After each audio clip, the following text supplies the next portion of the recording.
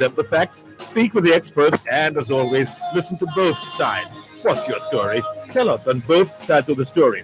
922-4112, 922-4113, 922-4114, and 922-4115.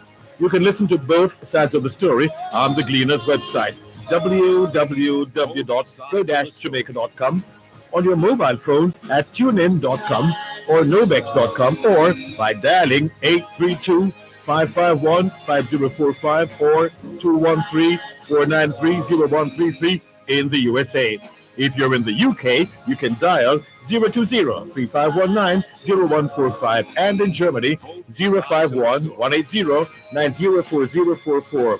Our email address is bothsides106@live.com, and you can join us on Facebook, follow us on Twitter, or link us up on Skype. We look forward to receiving your instant messages on MSN or Yahoo, and your text messages on 365-3346. Remember, we have 2 ears and 1 mouth, so we can listen twice as much as we speak. So stay with us as we listen to both sides of the story. Both sides of the story.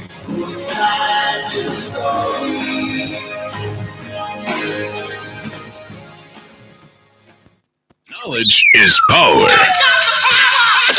Class is in session. Power 106.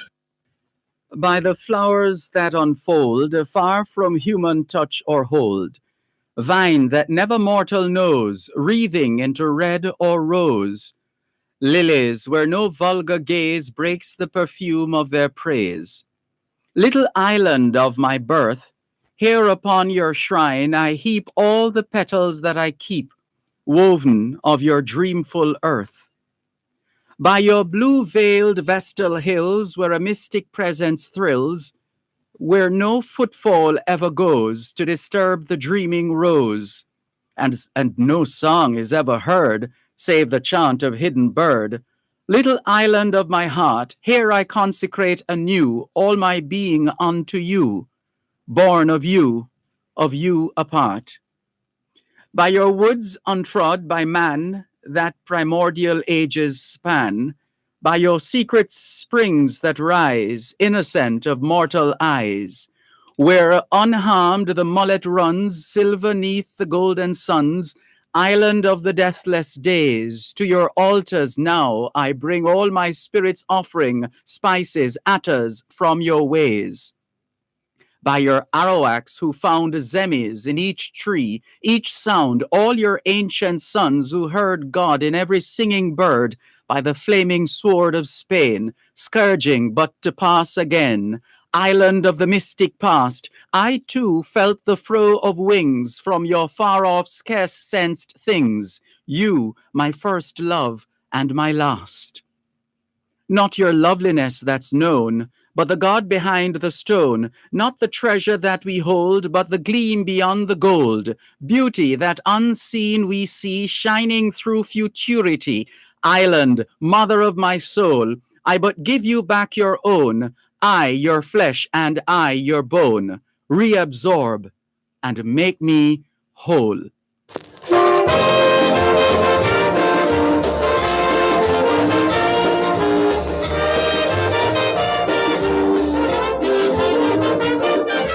Getting their independence, everyone is happy. So I will now tell the story, and please listen carefully. Manly called up a referendum for you to make your own decision. So the people voted wisely, now everyone is happy that there's no more federation. Now independence is good for the young and the old, also for me and you. Yes, independence is great for the whole population, including your children too. So I believe that if we try our best, it will be a great success. So let us live in unity for progress and prosperity. Let's go! Independent Jamaica.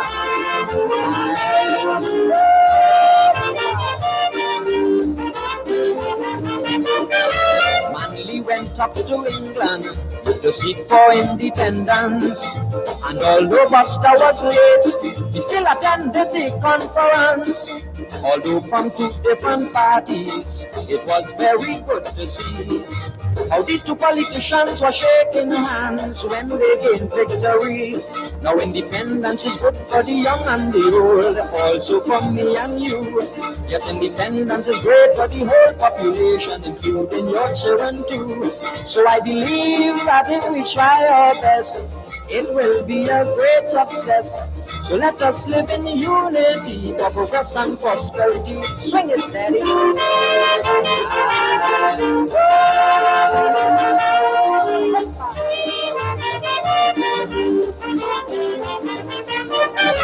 These two men came from England.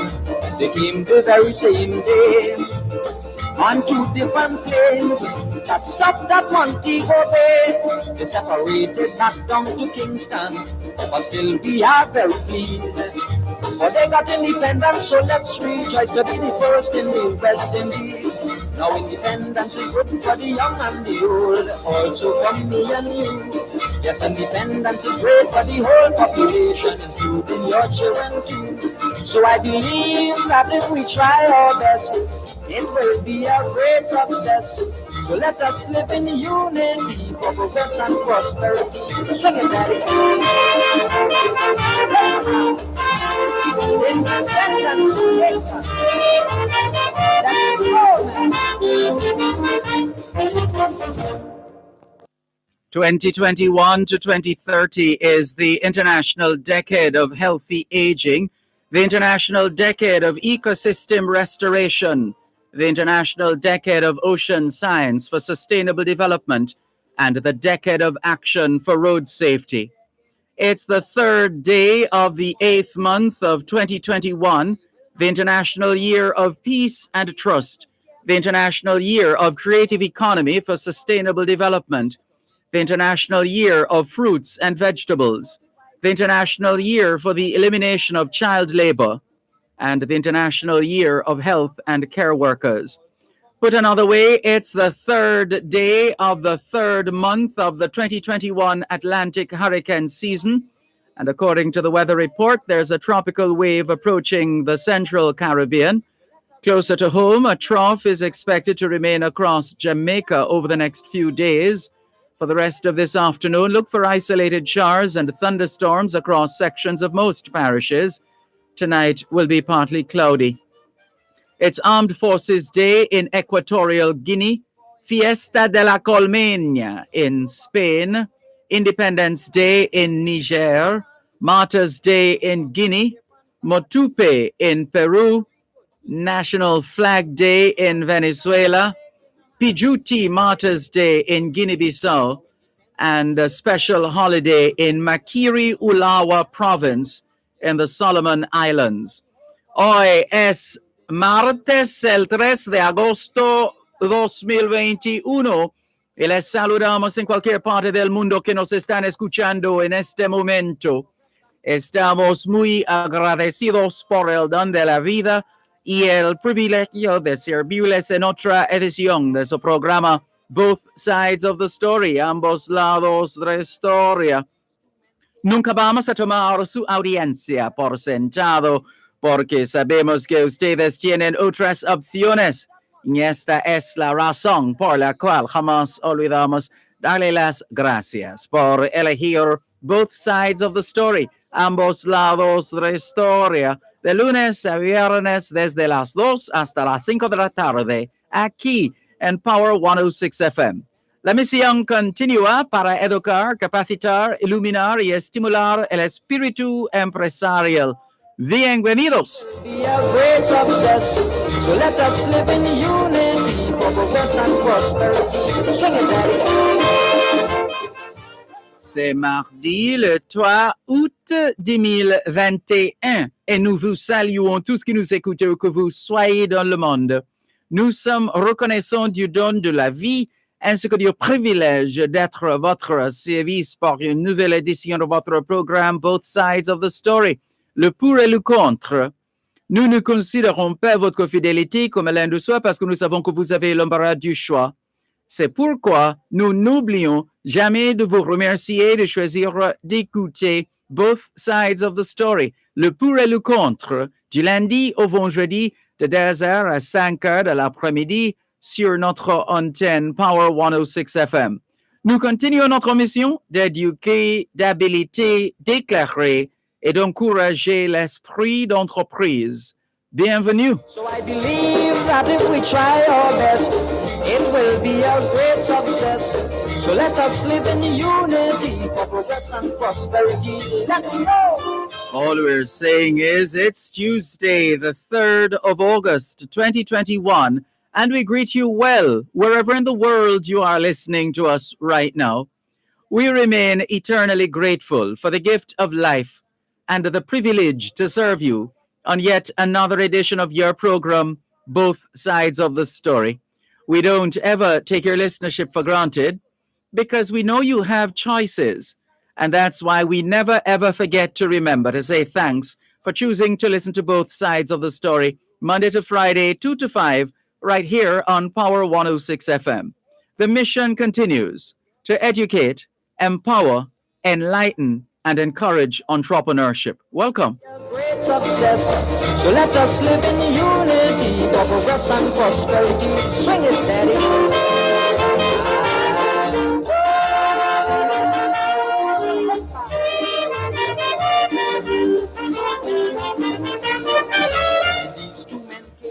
Good afternoon to those of you listening to us on 106.1, 106.3, 106.5, 106.7, and 106.9. From Morant Point to Negril Point, from the Goat Islands to Galena Point, this is Power 106 FM, serving Jamaica and the diaspora. Hello to those tuned in via the Power 106 FM app, which you would have downloaded from the App Store or the Google Play Store, depending on the nature of your device. Downloading is free, listening is free, whenever, wherever. We thank you if you have logged on to the Dervan Malcolm Facebook page and affiliated pages. If you're not there yet, log on to Facebook. In the search box atop the page, type DERVAN MALCOLM. And you'll be able to not just hear, but see what's happening in the studios of Power 106 FM. If you don't have a Facebook account, there's always YouTube. You don't need an account to access YouTube. In fact, if you go to YouTube right now, you should see this video trending. If you're not seeing it, in the YouTube search box, type DERVAN MALCOLM, and you too will be able to watch both sides of the story here on Power 106 FM. We started out this afternoon with the poem Dedication to My Island by CMG, and that's Clara Maud Garrett. CMG, Dedication to My Island.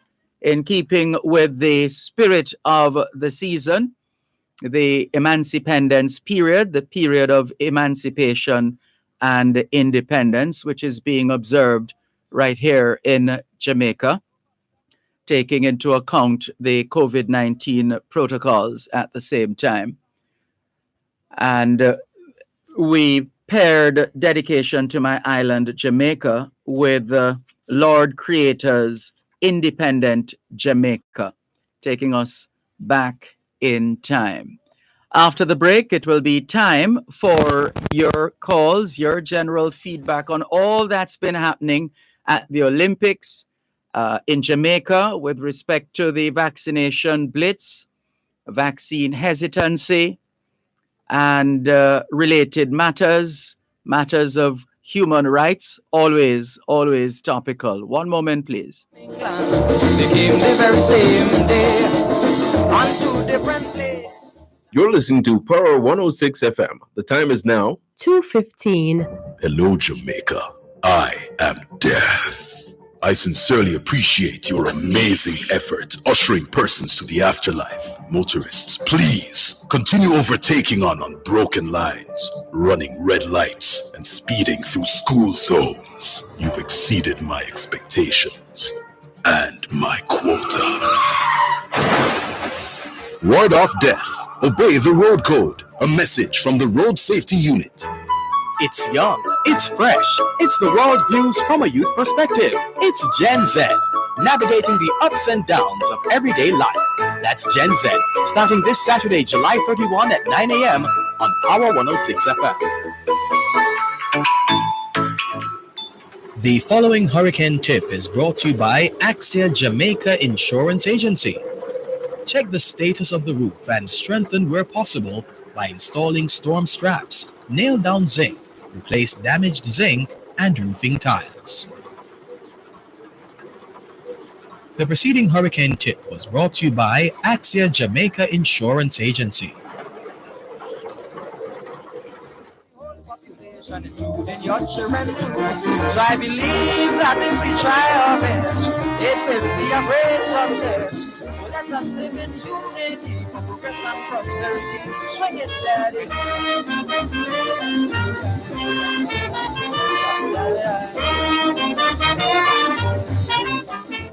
Thanks a lot for staying with us here on your program, Both Sides of the Story, Power 106 FM, still streaming live on the Gleaners website, go-jamaica.com, live on your smart devices all over the world. We've been posting as usual. So on Emancipation Day, we posted a picture of Elaine Thompson, Hero, and her fellow Jamaicans in tow, wishing everybody a liberating Emancipation Day. And we were also happy to share the live stream of the Jamaica Festival Queen Coronation. And we posted a picture with there's a reason why we're telling you all of this, posted a picture with the second runner-up, that's Morgan Kellier from Miss St. James. Then we posted a picture with the first runner-up, that's Nakinsky Robinson, Miss Westmoreland. And then another picture, this time with the Queen herself, the Miss Jamaica Festival Queen 2021, Miss Manchester, Dominic Reed. And we also took note of the tireless representation of Natoya Gould. We pulled up a picture we took with Natoya Gould years ago at the Pen Relays, just to send her some encouragement, saluting Jamaica's Olympic women's 800-meter finalist Natoya Gould. Your tireless service has not gone unnoticed. Then we posted a picture of Elaine Thompson, Hero, completing the double, winning the women's 200 final, having already won the 100 final. Double take, Jamaica's Elaine Thompson, Hero, is the fastest woman alive. And then we posted a picture of Shelley Ann Fraser Price, still the greatest female sprinter of all time. And then, so that's the one now. And one can understand, I don't know if Tony Lang used to talk about the Willie Lynch syndrome, but there are those of our people, there are those of us who we always want to start some contention. Here I was innocently posting just in tribute to these outstanding athletes. And all of a sudden people are saying, I know Shelley Ann time now, Shelley Ann time done, Elaine time now. And one big thing, people are, and I'm just wondering, we have a thing with champs. It's not the students from the high schools and the athletes who are engaged in disorderly conduct when it comes on to champs. It's usually the so-called supporters who are willing to, as we say in Jamaica, brook a fight for anything. And the same thing for the political parties. We have people who, once their party is not in power, them not care what happen. If we want to mash up, it mash up. Make the whole of them, because the whole of them are fool. The people them don't know what they want, them are fool. And that kind of thing. And when it's your party that's in office, it's the greatest party ever.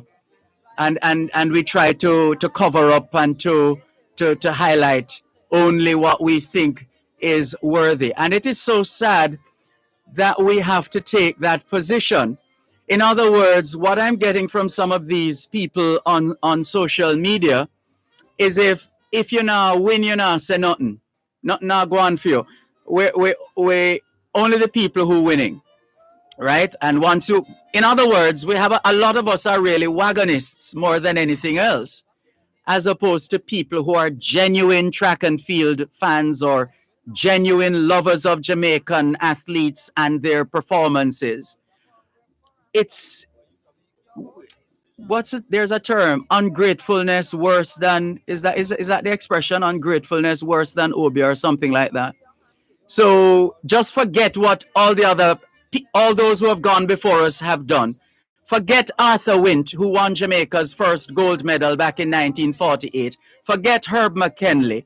Forget Merlene Ottey. Forget all of those people. Whoever is winning right now is the person we're supposed to be highlighting. What kind of warped thinking is that? What kind of warped thinking? And that everybody now, you have to take a side. A Shelley me say, and then another side. A Elaine me say. No wonder we've seen what has played out, and we know there have been sounds about personalities, etc. But you're always going to have that. You're not going to get away from that. But outside of that, one of the things that sports is supposed to teach us, not just the athletes, but those of us who are watching from our armchairs and wherever we're watching and listening from, supposed to teach us sportsmanship, good sportsmanship. So in cricket, if you know you nicked the ball, just walk.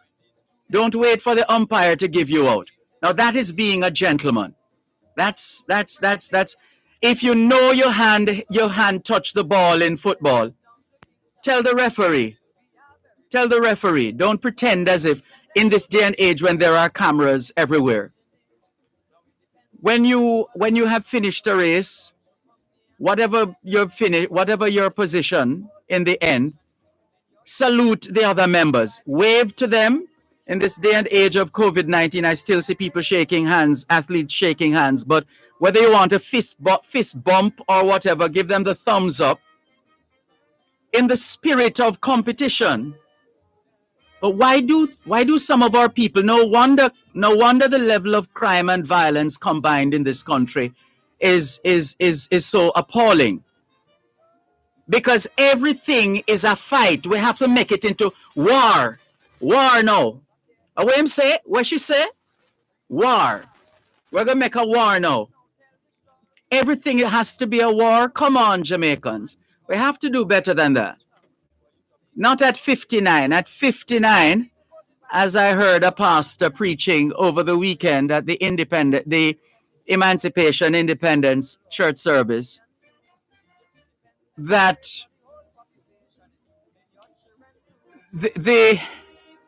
there is a sense that people feel that they have to create some animosity, some angst, some bad blood. Watch me and them, watch me and him, watch me and her. Them think I saw it ago. At 59, as the pastor was saying, you are on the verge of retirement, and this country is 59, on the verge of retirement. Yet we still have a far way to go.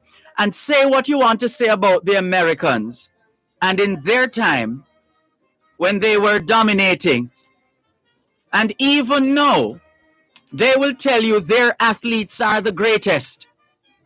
And the commentators, everybody is on board. I'm not saying I agree with that kind of commentary. I'm just saying, say what you want to say about the Americans. In the final analysis, they'll tell you, we're Americans. And they start singing the Star Spangled Banner and cheering on their people, win, lose, or draw. We don't seem to have that energy. Some people argue that we are spoiled and we feel we have to win every time. And we don't recognize the sacrifices that these athletes would have undergone leading up to where they are right now. And to get to the Olympics, how many people can say they participated? How many people can proudly say, I am an Olympian? How many athletes do we send to champs every single year? Thousands of athletes at champs every single year. How many of them go on to compete professionally of the thousands of athletes who go to champs every year? We have a kind of curmudgeon spirit, as my mother would say, curmudgeon. I thought that was a Jamaican word until I decided to check. And I found that there is a word, curmudgeon.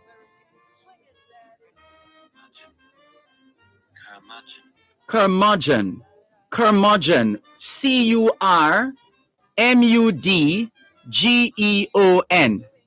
That's Curmudgeon. Curmudgeon. Curmudgeon. That's what we Jamaicans call curmudgeon. You're too curmudgeon. What does it mean? A bad-tempered person, especially an old one.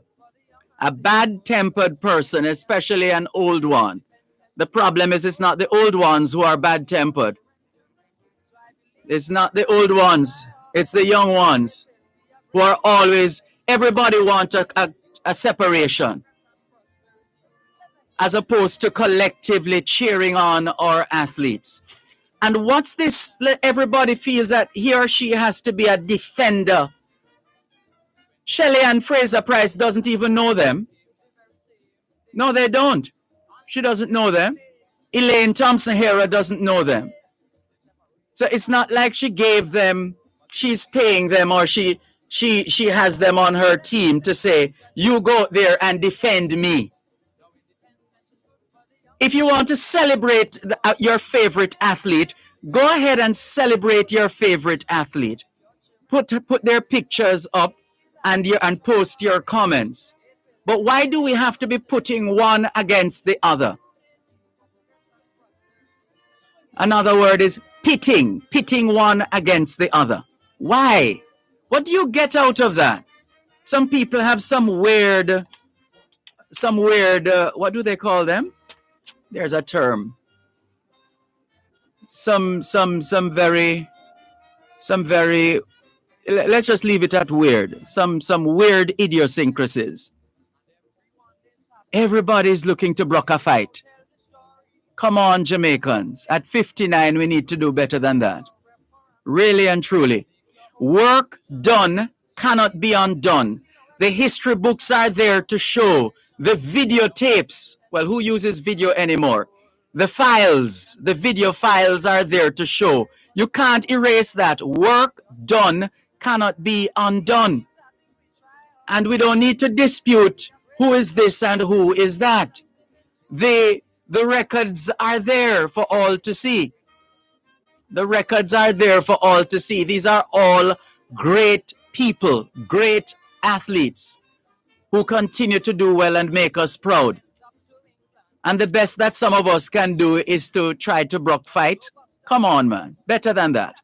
Conference, although from two different parties, it was very good to see. You're listening to Power 106 FM. The time is now 2:30. When you speak, we listen. We listen to all your stories About how your business was started. and every step along the journey to make it applicable to the problems you solve every day. Within these stories, we'll also listen to your cries for help. The narrative surrounding limited cash flow. Extended payment terms for buyers who just can't meet your 30-day credit term this month. Next month, And the month after that, we are here to help because your stories are the reason we exist. we have created Exim Express receivables financing so that your most important jobs get done. With a term turnaround time of 7 days, and up to 75% of your receivables covered with no collateral or financials needed, you know you're in good hands. Exim Bank. By helping businesses, we save lives and livelihood. Effective Friday, July 30 at 10 a.m., the Ministry of Health and Wellness invites all persons 18 years and older to make an appointment for COVID-19 vaccination. Appointments can be made by calling 888-1-LOVE. That's 888-663-5683. You can also book online at www.moh.gov.jm. You may ask a relative, friend, or healthcare provider to assist with completing the application. Persons who are due their second dose of the COVID-19 vaccine are also invited to make their appointments. On the day of the appointment, individuals should take a government-issued ID, TRN, or letter from a justice of the peace. Persons who have a vaccination appointment during the curfew hours will be granted an exemption to complete their vaccination process and return home. Get vaccinated. Get back to life. That was an important message from the Ministry of Health and Wellness. Power Talk has been a unique source of discourse on matters of public interest, finding solutions to the challenges we face in a globalized world. Power Talk brings you the new host who will take talk radio to another level. Join Dr. Herbert Gale Mondays and Tuesdays and Simon Croskill from Wednesday to Friday as they provide a riveting analysis on the issues of the day and speak with stakeholders charged with driving innovation to move Jamaica forward. Tune in for brand new features designed to showcase local developments and highlight how the global issues of the 21st century are being addressed. That's Dr. Herbert Gale Mondays and Tuesdays and Simon Croskill Wednesday to Friday on Power Talk, 11 a.m. to 2 p.m. right here on Power 106 FM. Living in the positive. Everyone is happy that there's no more federation. No independence. And you know, when Veronica Campbell Brown announced her retirement, and I took a picture, I posted a picture I'd taken with her some time ago. Everybody had all glowing things to say about Veronica Campbell Brown. But I suspect, had I posted that picture at a time when Veronica Campbell Brown was still competing, we would have heard all other kinds of things. Jamaicans, come on, man. We're all Jamaicans. The animosity is unnecessary. We have not. How many little countries in the world? As we like to say, Jamaica is the biggest little country in the world. Can boast the kind of athletes that we boast, the kind of creatives that we boast. We are a world power, whether we know it or not, whether we appreciate it or not. We don't have snow. It's the coldest it gets is up at the Blue Mountains or in Mandeville, in Christiana, etc. Yet we were bold enough to compete in winter sports. Come on, Jamaicans. Let us celebrate those things that we have been doing right, that have been working in our favor. And let us learn from those things that we have been doing right, that we have been getting right, that have been working in our favor. Learn from those things to improve that which needs to improve. And if we have to pull it up or break it down so that we can start afresh in that particular area, so be it. Let's get on with it. Good afternoon to Nicola in Mandeville, Manchester. Senary Sims, good afternoon. Thank you very much for tuning in. Faye Weller, good afternoon to you too. Welcome. Thank you for joining us. Hello to Quincy Brown. He says, keep up the good work, Mr. Dervan Malcolm. Greetings to all of your listeners. I'm in Jamaica for a lengthy period. At your convenience, I should like to accept an invitation from you to return in studio to discuss mental health matters part 2. Part 1 we did in 2019. Quincy Brown, thanks for your gracious offer. We'll be happy to connect you by phone. The protocols haven't changed yet in terms of our ability or capacity to host in-studio guests. In fact, we'll go as far as to say our studio is not conducive to physical distancing. It's a small studio, but we'll find a way to make it happen, Quincy Brown. But for the time being, not face to face. So it is. Let's see, Jennifer Stewart on Q Road in Kencott, East Central St. Andrew. Good afternoon to you. Zlay Montgomery or Exley Montgomery. Tell us how you pronounce it. Good afternoon, teacher, to you and your listeners. How you enjoy the races? Oh yes, that's what we've been doing. We don't know how people get animosity in. How does animosity get into all that fun and energy and excitement? I really don't get it. I have too much love for watching people excel and do well than to be wasting time. Who we need to big up more than who, etc. Diana Taylor, Lady D, host of CAC Radio, Caribbean Affair Connection on WOKB 1180 AM out of Orlando, Florida. She says, hello, Dervan. OMG, I feel like a little girl. You've taken me back, way back with that song. Thanks, my friend. Happy to know that you are having a nostalgic experience listening to both sides of the story and Independent Jamaica by Lord Creator. But you don't show your age at all, Lady D. You remain ageless. All the best to you. Quincy Brown says, happy Jamaica. Congratulations on the victories at the Olympics. Peter Barkley says, good afternoon, Mr. Dervan. Good afternoon, Peter Barkley. All the best. Audrey Smith says, good afternoon, Dervan and listeners. Hope you all had a blessed weekend. Congratulations to all the people who have taken part both here and Jamaica. Brilliant watching. Well done, everyone. Thank you very much for your message, Audrey Smith in Southampton in England. Quincy Brown says, human rights and freedom of speech in a democracy. Does one have the freedom and right to lambast the PM using strong expletives? Can art by artists not be used to do the same? Well, the law makes provisions as to how far we can go with freedom of speech. Once we stay within the remit, we should be fine. If we step out of that, the law will deal with us. Thank you, Quincy Brown. Mikey Jarrett says, blessed love, my brother, Mr. Malcolm, from Brooklyn, New York. Welcome, Mikey Jarrett and all the other Jamaicans and friends of Jamaica from Brooklyn, New York. Tony Thomas in London says, blessings, Sir D. I'm pleased with all our Olympians with effort that they use to represent Jamaica. We're with you on that, Tony Thomas. Jacqueline Simmons, good afternoon. Golden Brown, hello. Junior Jabari says, contentious set of people in relation to some of us. Ricardo in Glengoff, St. Catherine says, shout out to all the listeners from across the world. Good afternoon, Ricardo. Well said. Thank you, Ricardo. Sham White is sharing with us quite a number of Jamaican flags. Junior Jabari says, you couldn't have said it any better, Dervan. Several nails were hit on the head. Sham White says that is why Jamaica should appreciate all athletes and not just glorify them when they are winners.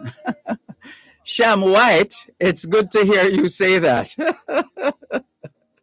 Stephen Catcore says, brethren, Veronica Campbell-Brown is out of the top draw. Bless. Thanks for your message, Stephen Catcore from Third World. Sham White says, Elaine mentioned people said she is a mental and can't win. And Elaine knows who those people are. She knows who those people are. Those are the people she was referring to.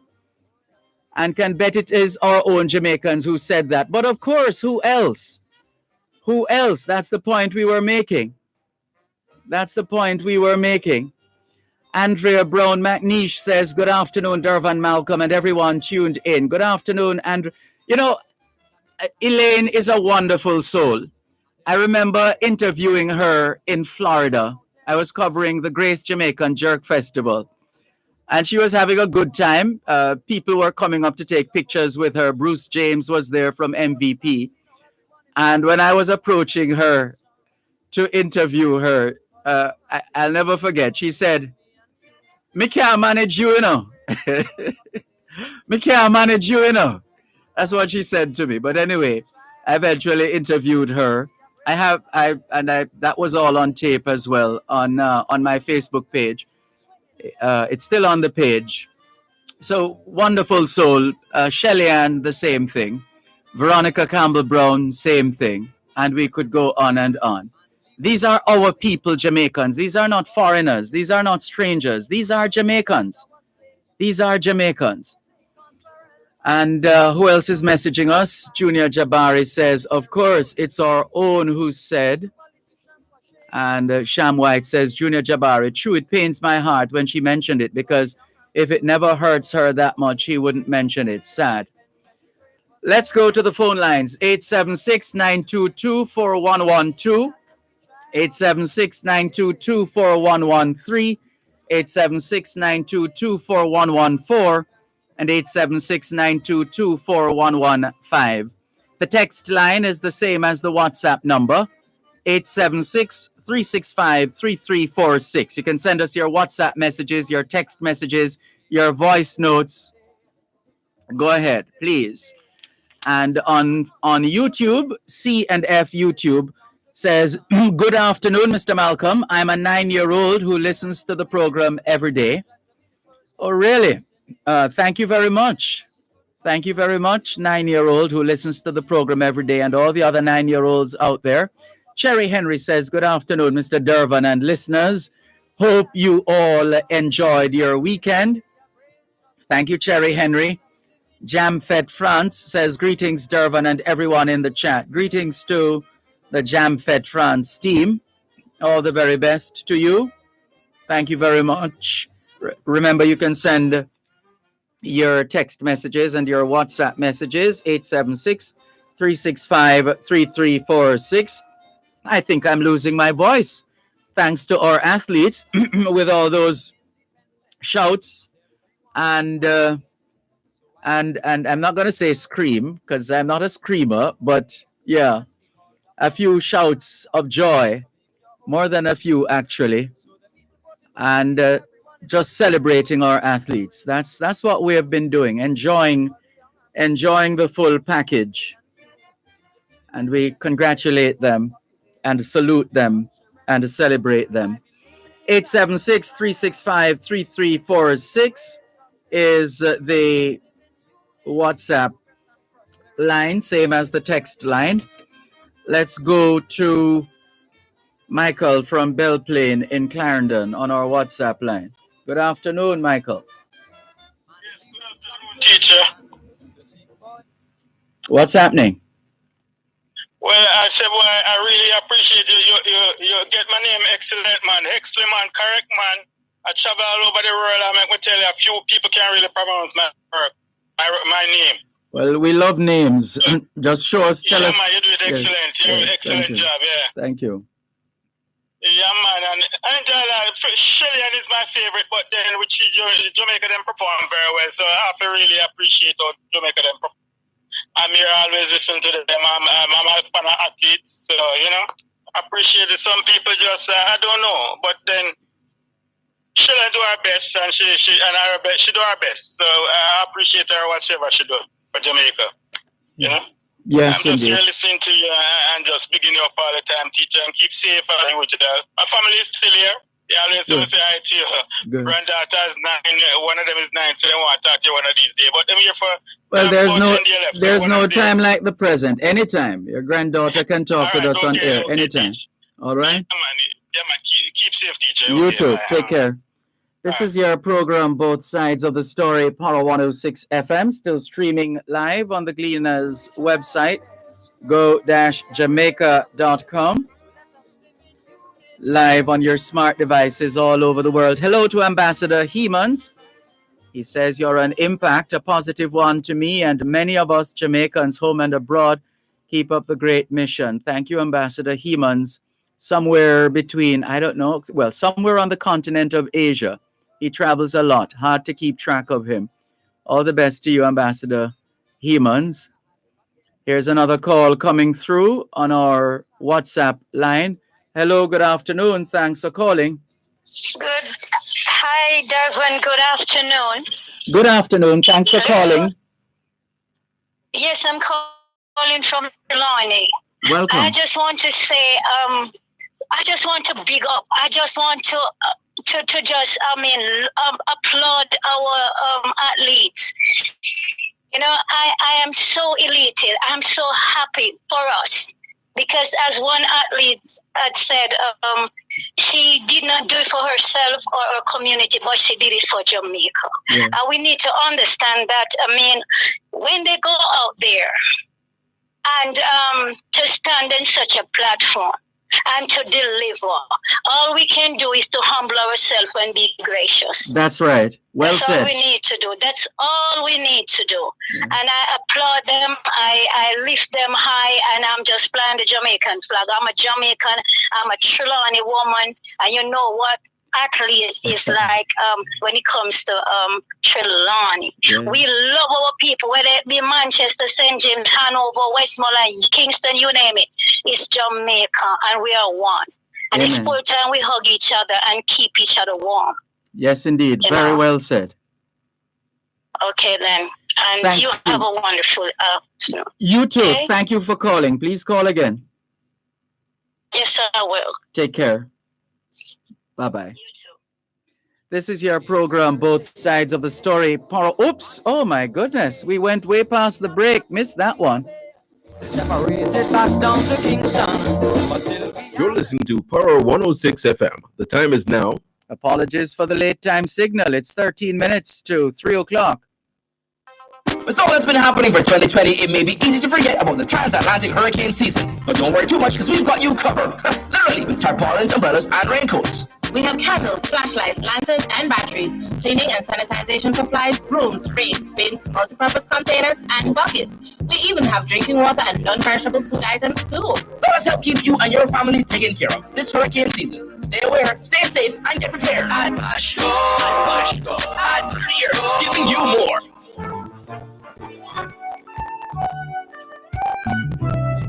You asked, we listened. You said you wanted back the additional hour. Dear Pastor returns to its usual time from 10 p.m. until midnight. Oh boy. Your thoughts on topical issues, relationship matters, questions you want answered, pertinent advice. It all comes together on Dear Pastor with Reverend Dr. Aaron Dumas. Hello. Hello, Pastor. Yes. Can I ask you a question? Well, you may ask me a question, I may or may not answer. He returns to keep your company from 10 p.m. until midnight, right here on Power 106 FM. When they gain victory, now independence is good for the young and the old, also for me and you. Yes, independence is great for the whole population, including your children too. So I believe that if we try our best, it will be a great success. So let us live in unity for progress and prosperity. Let me hear you now. I always find it quite instructive listening to this recording by Lord Creator, that from as far back as 1962, the two words were being used, progress and prosperity, for progress and prosperity. And we know the People's National Party has long taken on the word progress as being their mantra. And in relatively recent times, within the last couple of elections, the Jamaica Labour Party has played up the word prosperity. Never mind the fact that it's been in our national pledge from the get-go.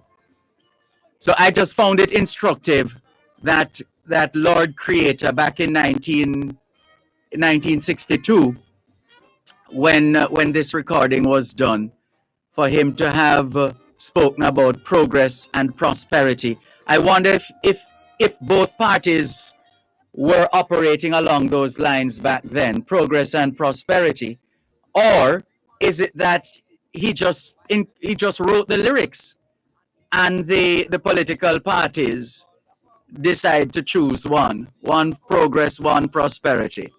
Well, how about one Jamaica? Let's go to the phone lines 876-922-4112 to 5. Good afternoon. Thanks for calling.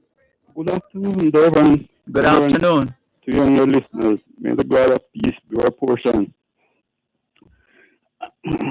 I just called to say a huge thanks to you.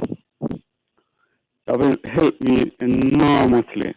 And I just want to say thank you. You're welcome. Yes, indeed.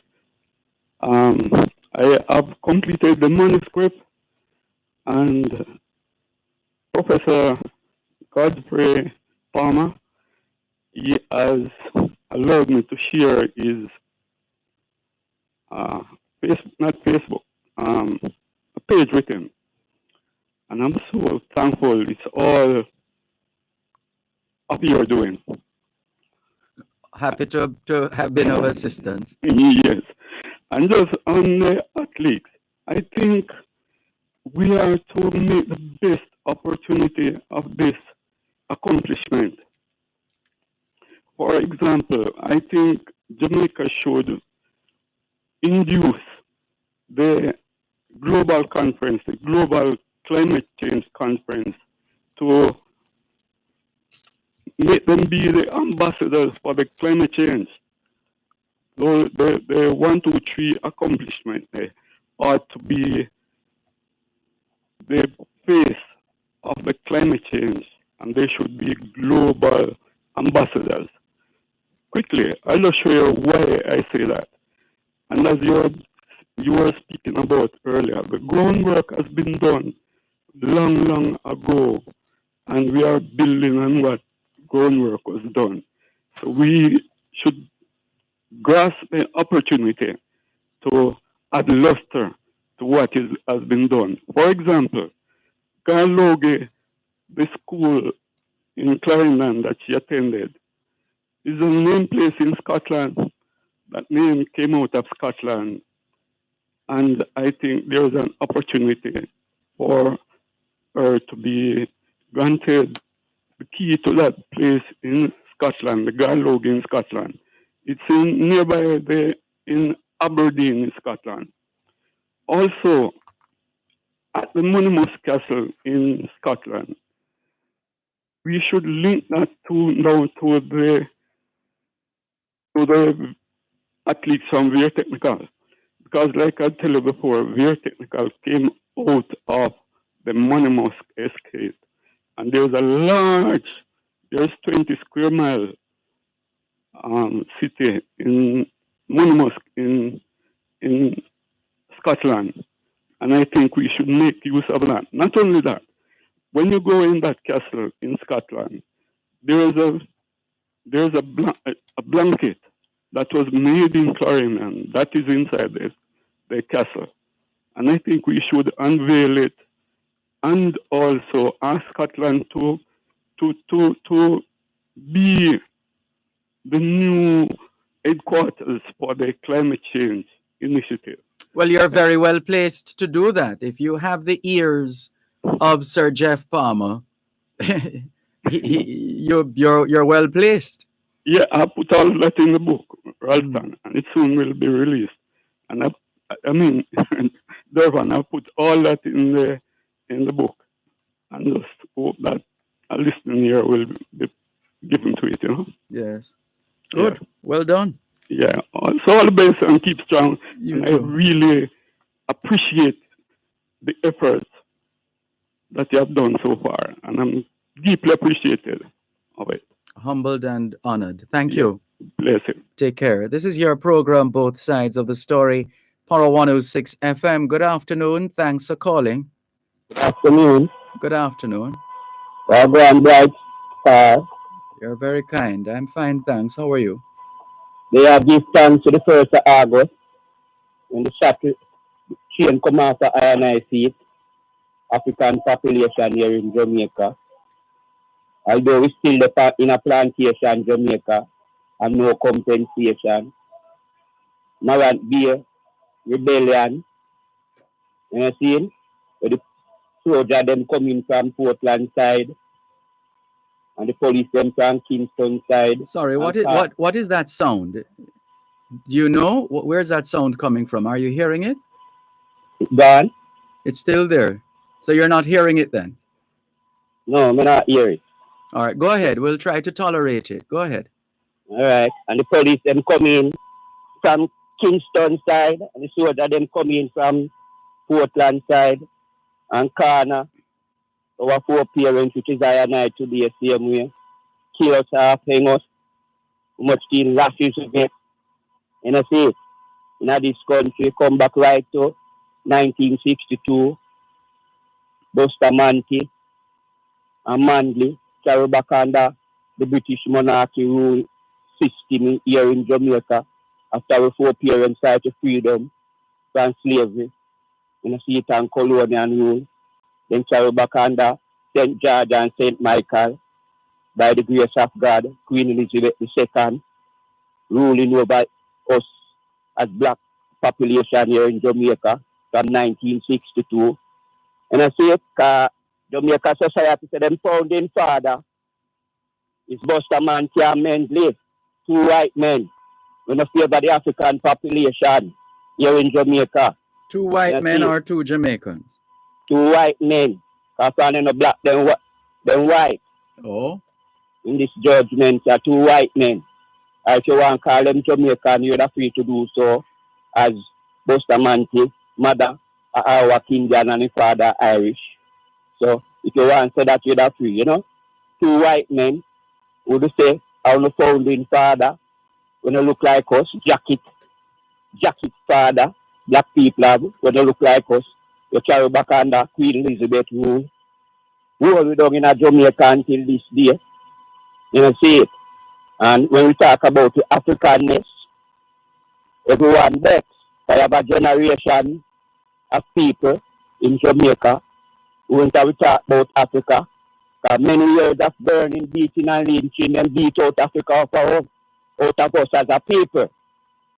And telling us so now Jamaican. So where's the hope going to come from in all of this? Having said all of that, where's the hope? Where's the hope? Where should we look to for hope? In ourselves, in our black self.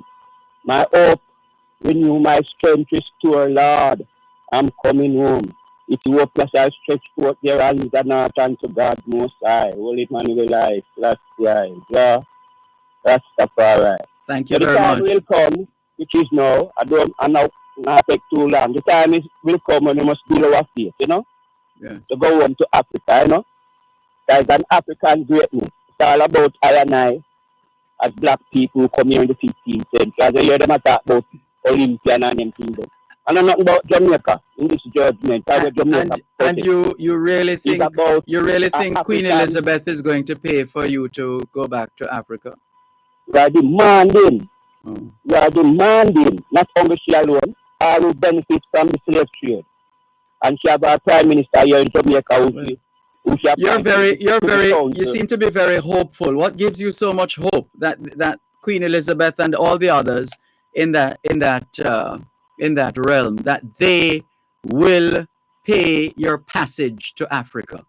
Through the voice of the Honorable Three Mighty World Leader, Honorable Marcus Messiah Garvey, Honorable Emperor Selassie, and the Right Honorable One the Black Christ here in Jamaica.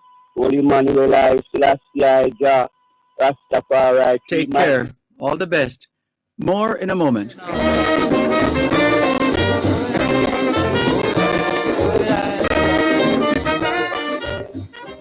The Time by Medical Disposables and Supplies Limited, an official distributor of 3M Healthcare Solutions, 83 Hagley Park Road, Kingston 10, is 3 p.m.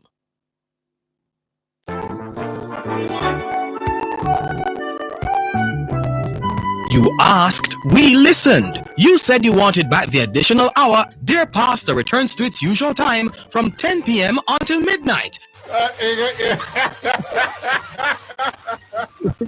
Oh boy, Your thoughts on topical issues, relationship matters, questions you want answered, pertinent advice, it all comes together on Dear Pastor with Reverend Dr. Aaron Dumas. Hello. Hello, Pastor. Yes. Can I ask you a question? Well, you may ask me a question, I may or may not answer. He returns to keep your company from 10 p.m. until midnight, right here on Power 106 FM.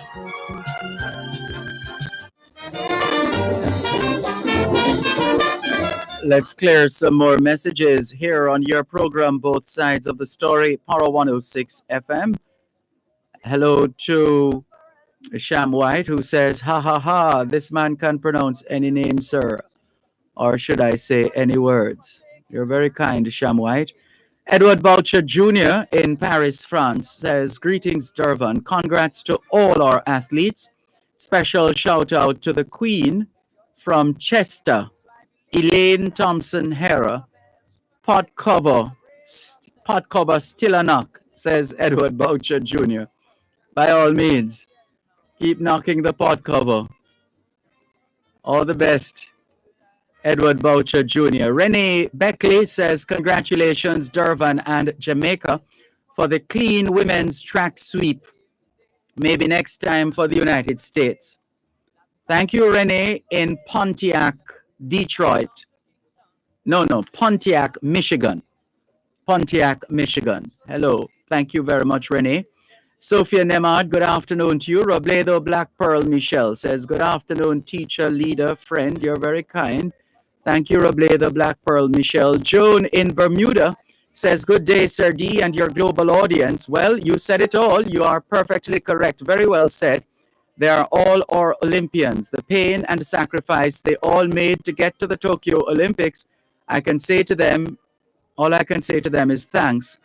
In the diaspora, all we hear is clean sweep, congrats, and big up. At the end of every major sports event, we make a collage of all our great achievements.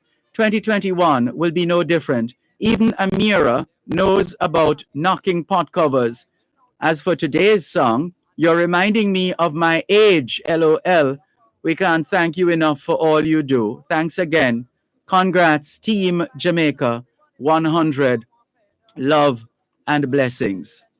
Thank you very much, Joan in Bermuda. Hello to your husband, Willard, and your daughter, Roxy, and your granddaughter, Amira, and all the other Jamaicans and friends of Jamaica in Bermuda. Alexander Taylor says, good afternoon, my dear friend, Dervan. Greetings to you too, Alexander Taylor. Thank you for tuning in. Tony Thomas in London says, I have to come around here, not getting you on Facebook. Not sure why you're not getting us on Facebook, Tony Thomas, but it's good to have you on YouTube. Let's go to WhatsApp, 8365-3346. Gina Palmer, 6. Gina Palmer says, good afternoon. We don't uplift each other. No, we do a good job at it, it seems. Gina, thank you very much. It seems. Gina, thank you very much for your message. Ricardo in Glengulf, St. Catherine says, Elaine Thompson Hera deserves lots of congratulations for her performance by setting a Jamaica national record, 21:53 seconds, in the 200-meter final for women, from Ricardo in Glengulf. Thank you, Ricardo. Patriotic Jamaican in New York says, Mr. Malcolm, to your knowledge, has Lord Creator ever been honored by the Jamaican government? I am not aware, Patriotic Jamaican in New York. If that has happened, I've never heard of it. Lord Creator is the singer of your great theme song for this afternoon, Independent Jamaica. He was born in Trinidad, but made Jamaica his home. He was one of the pioneers of Jamaican music, including those patriotic songs leading up to independence. For his great contributions to the country's music and culture, I think this great adopted son of Jamaican soil should be honored. And if that hasn't happened yet, I think it's well past due. Thank you, patriotic Jamaican in New York, for your message. Maria Hayden says, good afternoon, Mr. Malcolm. I don't know if any one of your kind listeners can assist my niece. She graduated from UTech with a bachelor's degree in administrative management and looking for a job in that field. Well, we have read the message. A graduate of UTech with a bachelor's degree in administrative management seeking a job. If you know of any openings, please let us know. Our text line, same as the WhatsApp number, 876 365 3346. 876 365 3346. And while we're on that subject, we received a message from a mother some time ago. Let's see, where is it? Right. So, greetings, Sir Dervan Malcolm. I am the mother of, and we're not going to call the name right now, but it's a student of Old Harbor High School who we interviewed on this program some time ago. Sir, I am reaching out to you mainly for any assistance that you can offer. I'm not sure if you know about any scholarship funds or if Power 106 would have had any scholarship funding. She got through to university to do law. At this time, we are out of jobs, myself and her dad, and we are in need of some help. And she has shared with us her email address. Now, this is one of the things I always say. This is what I would like to have money for. Not for me. As the great Bob Marley said, my life is not for me. My life is for everybody. If my life was for me, it's for me alone. Me no want it. We're with Bob Marley on that. This is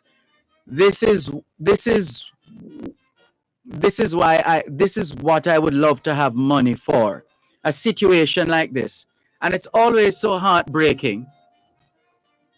We encourage our children to study their books, to go to school, to pay attention, to learn, to excel, to do well.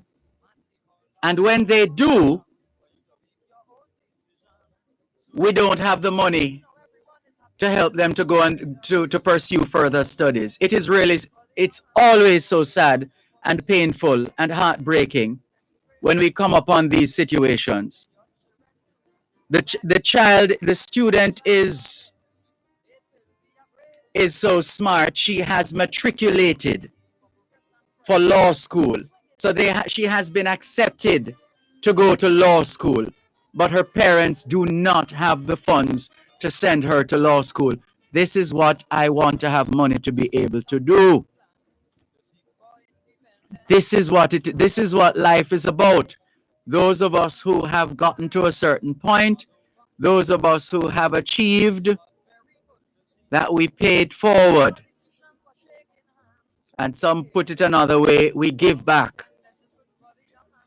And so we're making a special appeal this afternoon on behalf of this smart, bright, intelligent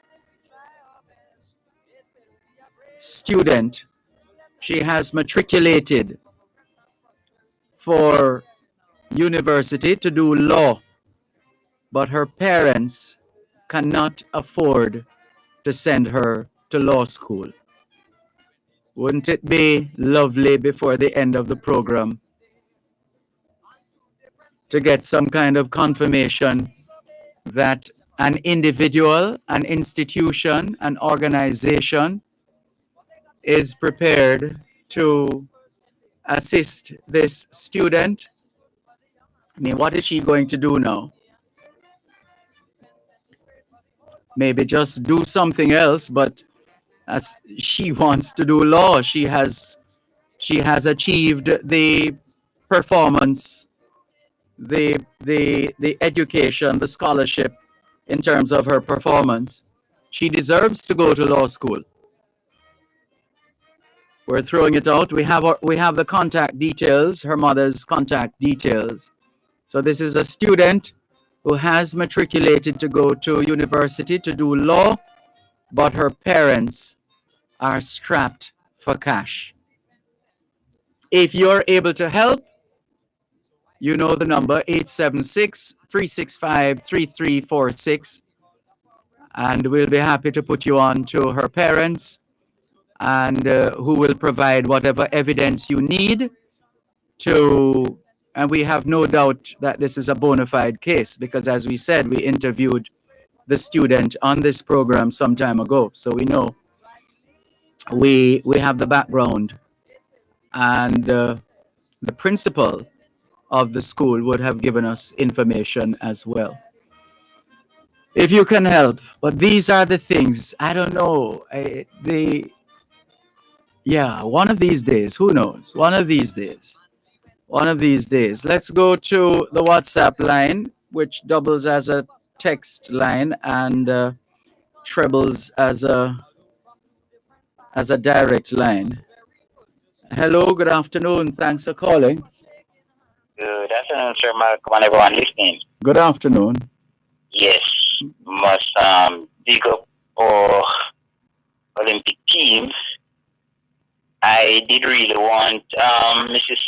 Fraser Price to come home with the goal in the 100 meter and the goal in the 200 meter, but she didn't.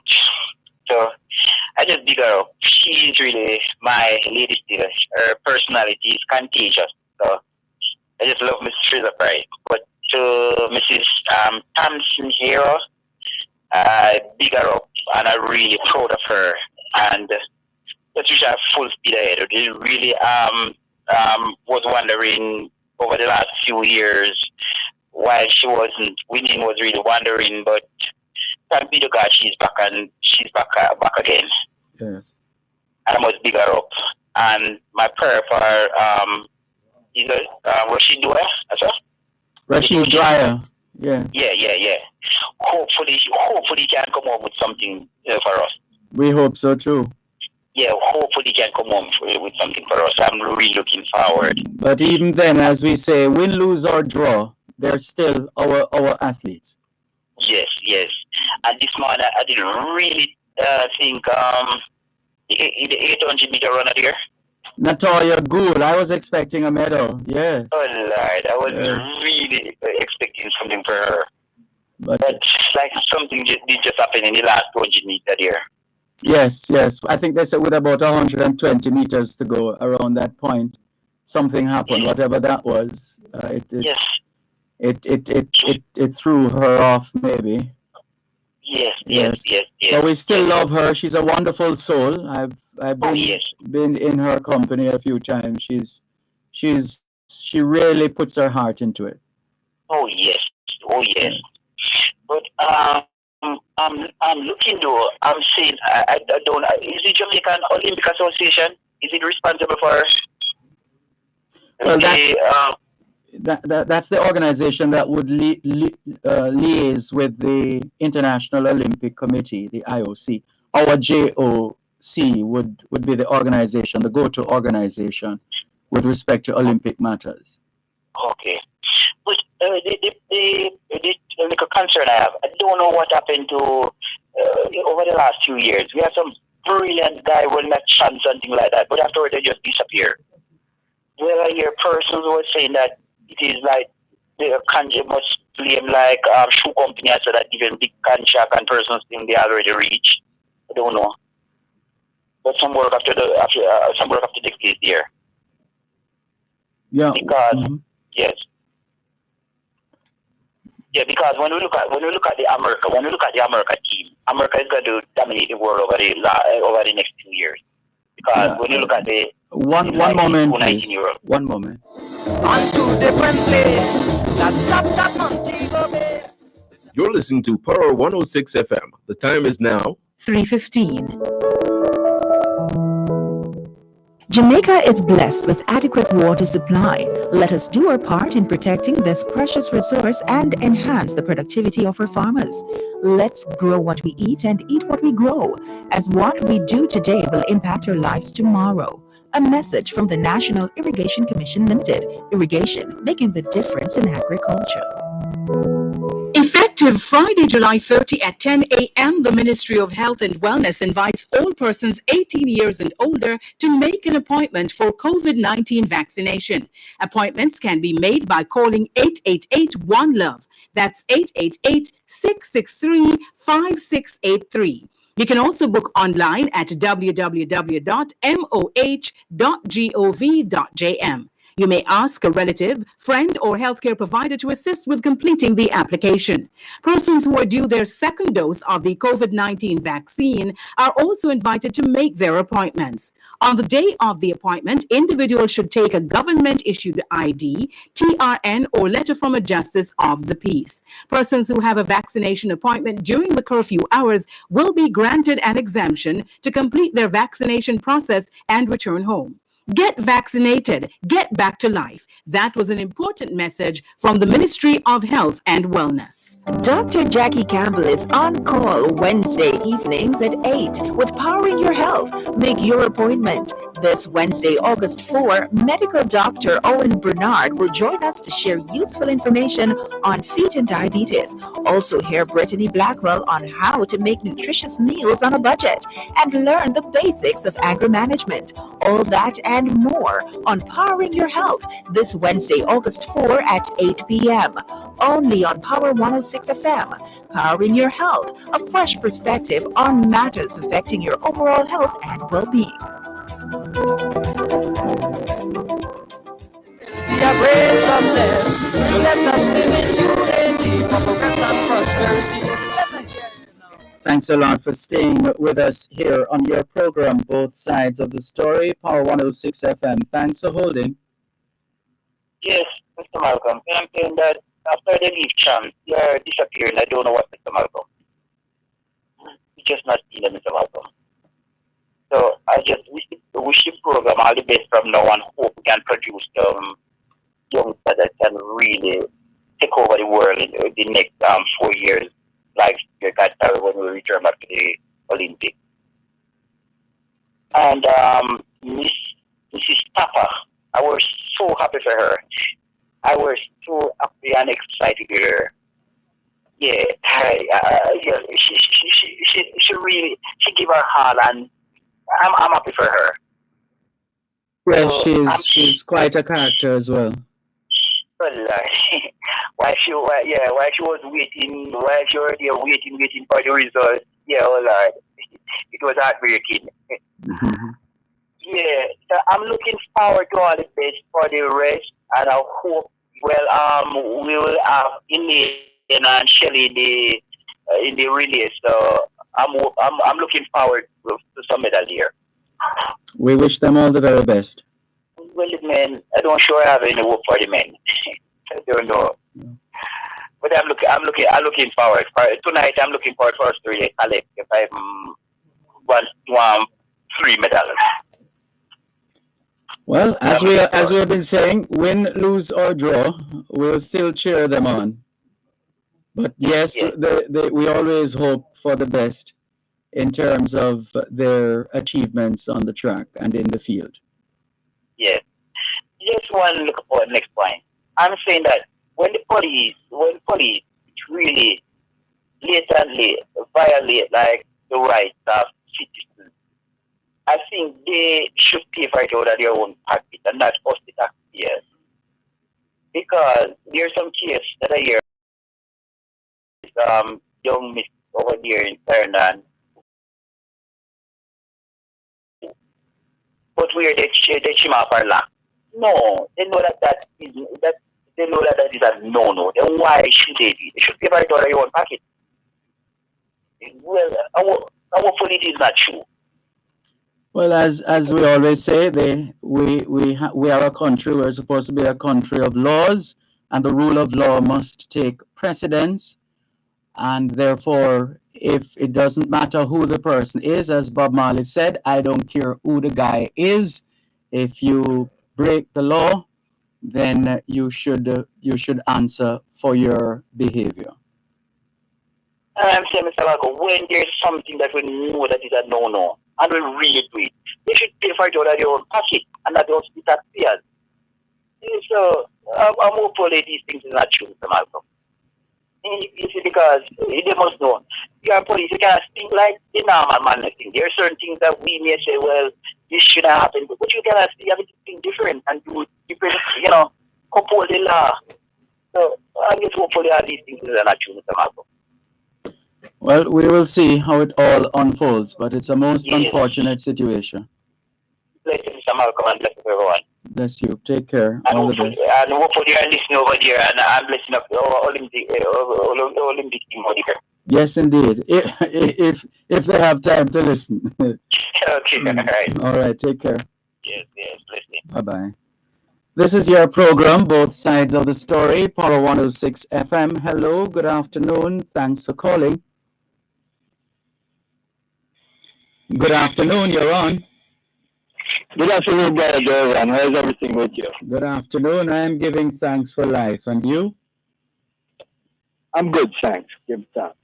Yes, continuing with the same Olympic vein and what you were speaking about earlier.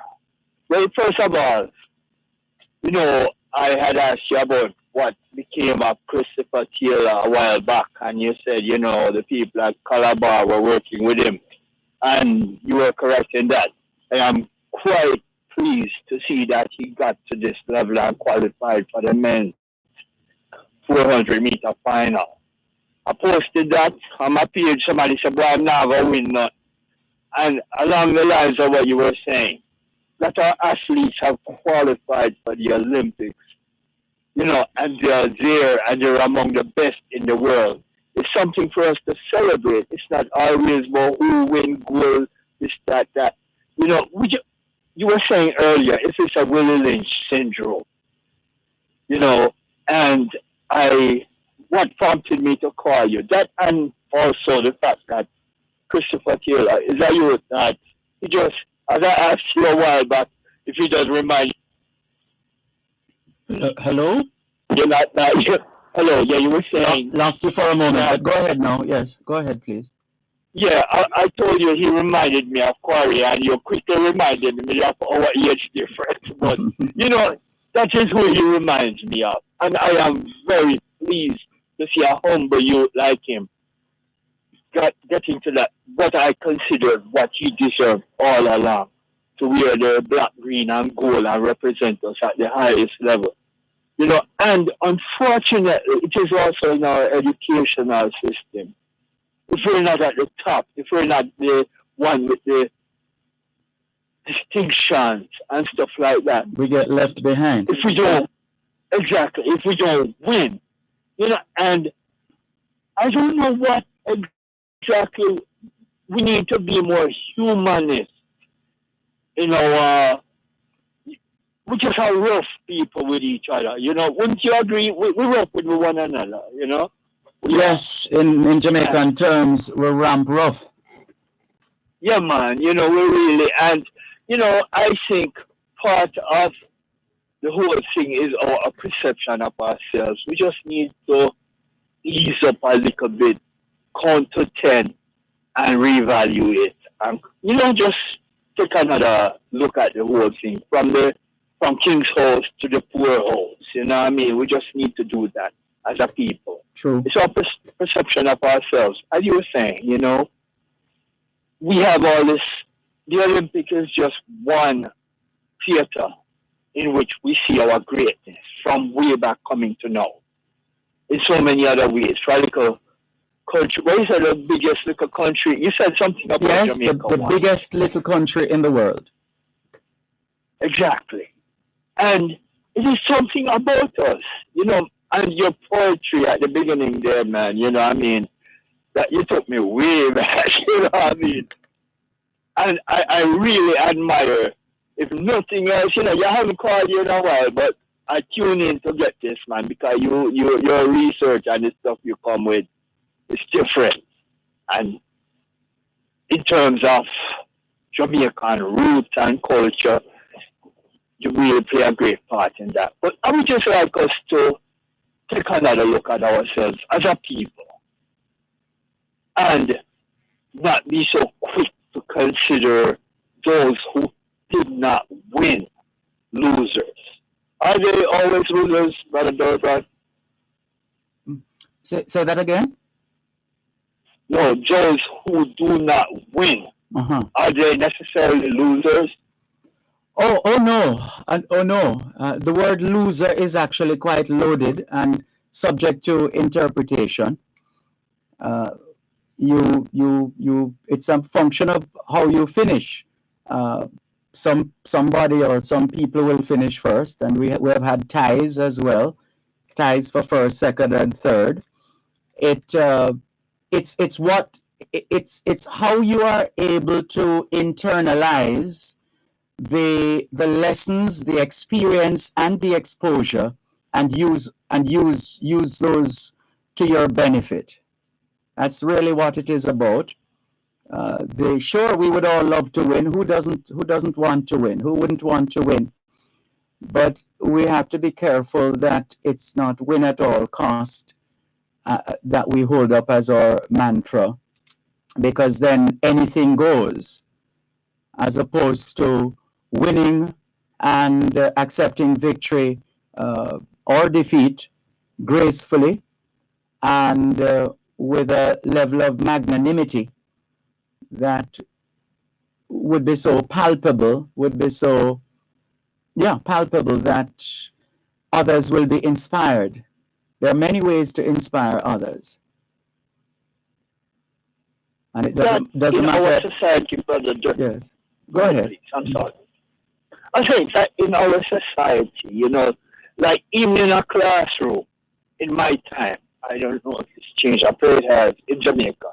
But if you're not the quick learner, the one up here, that teacher, you know what I mean? You can get lost behind very quickly, and if you don't have a teacher that can look like them old-time teachers, I have ability, I'm going to work with them and stuff like that. If you don't have that, so many of our people, you have a lot of brilliant Jamaican people here in the Brother Dervan, but they just didn't get their chance, and they have been more or less, they grew with this thing that why, bright, it's like what we see happening in our agricultural sector now. People were channeled into agriculture because they did not have the ability to, as they consider, be academically great.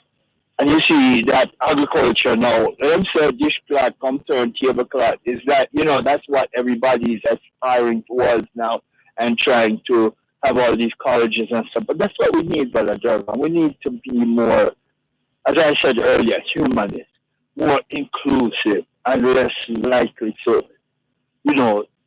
shed people off to the side and say, boy, them never win, so we know none of them, But that is more or less what I was just calling, to speak on what you had said. And to be, people might find this a kinder, gentler. Yeah, we need to be more mindful. There's a movement that speaks to mindfulness. Mindfulness. Yes. You hit it on the head. That is exactly what we need to be. More mindful and inclusive. That's right. Of all our brothers and sisters. One love you, sir. Every Listening time. to you, man. Good to hear from you. Thank you. Take care. This is your program, Both Sides of the Story, Power 106 FM, still streaming live on the Gleaners website. Go-jamaica.com, live on your smart devices all over the world. Let's take the break and come back with much more in just a moment. When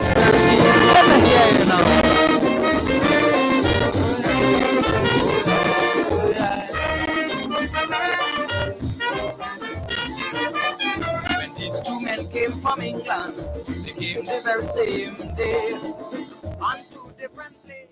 You contribute directly to Jamaica's national development when you pay your customs duties. Let's all do our part in keeping the wheels of our economy turning. The time by the Jamaica Customs Agency is 3:30.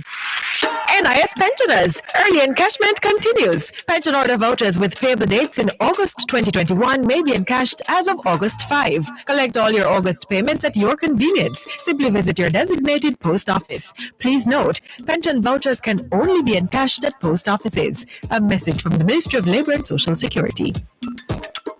Dr. Jackie Campbell is on call Wednesday evenings at 8 with Powering Your Health. Make your appointment. This Wednesday, August 4, medical doctor Owen Bernard will join us to share useful information on feet and diabetes. Also hear Brittany Blackwell on how to make nutritious meals on a budget and learn the basics of anger management. All that and more on Powering Your Health this Wednesday, August 4 at 8 p.m. Only on Power 106 FM. Powering Your Health, a fresh perspective on matters affecting your overall health and well-being. Very good to see all these two politicians were shaking hands when they gained victory. Now independence is good for the young and the old. Also for me and me. Thanks a lot for staying with us here on your program, Both Sides of the Story, Power 106 FM. Hello, good afternoon. Thanks for calling. Are you there? 876-922-4112, 876-922-4113, 876-922-4114, and 876-922-4115. Good afternoon. Thanks for calling. Hello.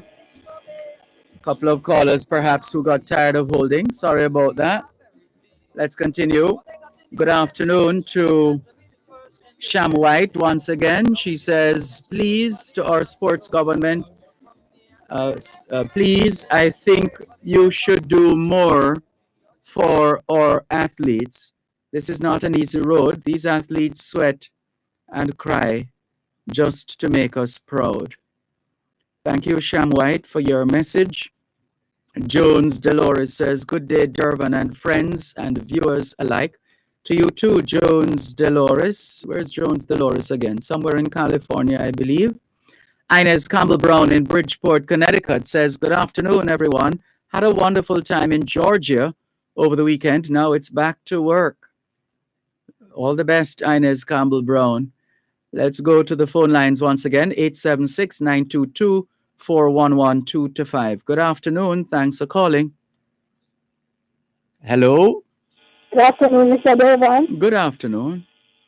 Yes, I was listening to the Prime Minister on Saturday concerning the social pension. That was Friday. On Friday. Yes. Concerning the social pension and the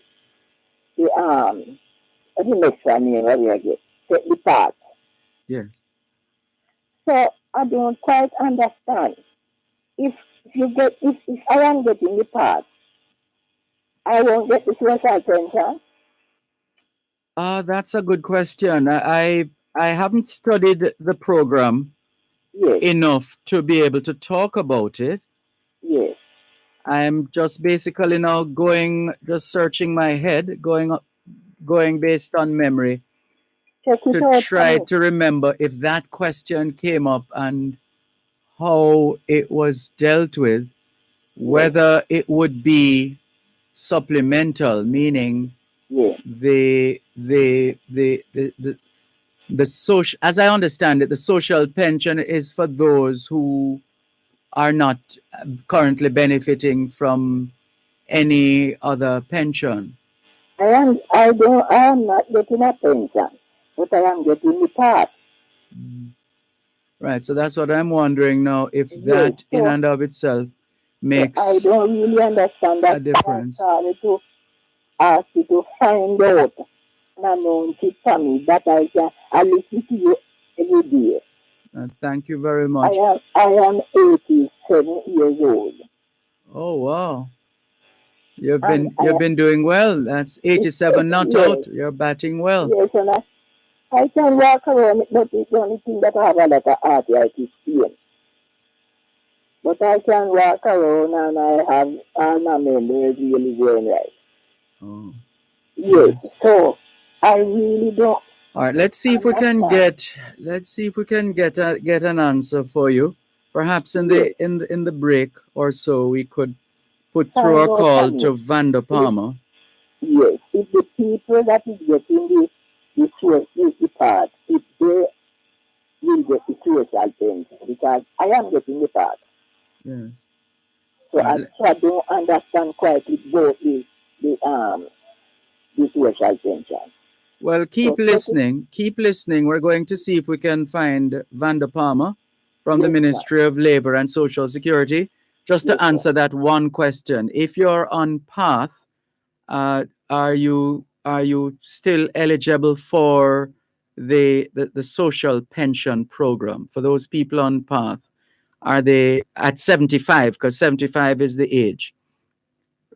Yeah. So let's see if we can get an answer for you, and we'll announce it on the radio. Thank you.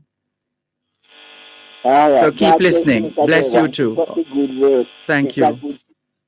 Thank you very much. All the best. This is your program, Both Sides of the Story, Power 106 FM. Right. We just need clarity. We just need to confirm whether one who is 75 years and older, 75 or older, who is on the PATH program, if that person will still benefit from the social pension program. We'll see if we can get that answer. Working behind the scenes to get that answer. In the meantime, some more message. Jennifer from Q Road, Kencott, still with us. I think we read that. We read those messages already. Let's go down the line. Welcome, Beverly Bailey. She says, "Good afternoon, Mr. Dervan, Malcolm,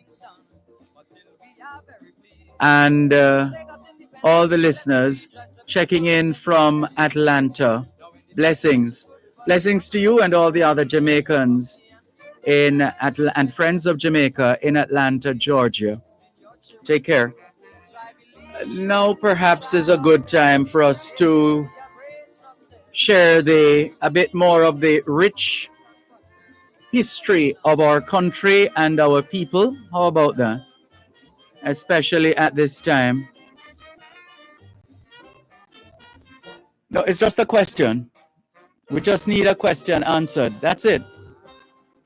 Just a question. Not on air. It doesn't have to be on air, but just a question.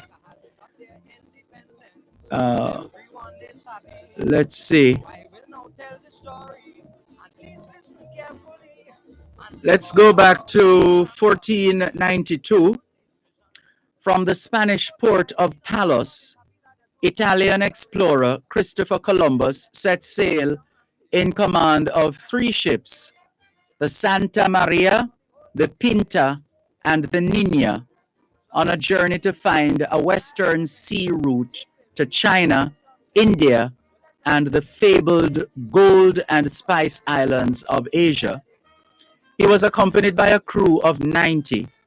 The voyage would lead him to what is now known as the Americas. He reached the Bahamas on the 12th of October, 1492. On this day in 1546, the French printer Etienne Dolet, who was accused of heresy, blasphemy, and sedition, was hanged and burned at the stake for printing reformist literature.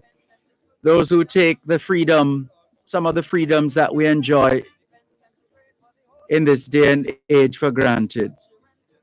People used to be burned at the stake and hanged for blasphemy, sedition, heresy.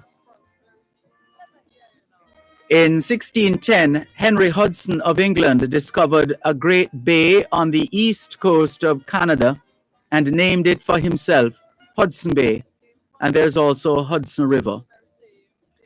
Closer to home now, 1660. On this day in 1660, 2 officers were court-martialed under the orders of General Edward Doyley, Jamaica's commander and first British governor. They were shot in Spanish Town, and order was restored to the Guanabo Regiment in Guanabo Vale. Guanabo Vale is located about 8 miles southwest of Bogwalk, and that's in St. Catherine, of course. The area was once occupied by the Tainos, and it is believed that the word Guanabo was derived from the Arawakan word for soursop, guanaba, Guanaba.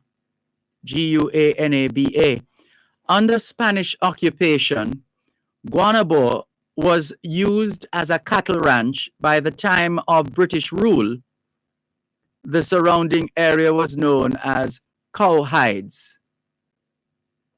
Guanabo is also the old name of the parish of St. John, which in 1664 was one of the 7 original parishes established by the British in Jamaica. In 1660, Guanabo had been the scene of a regimental mutiny led by Lieutenant Colonels Raymond and Tyson.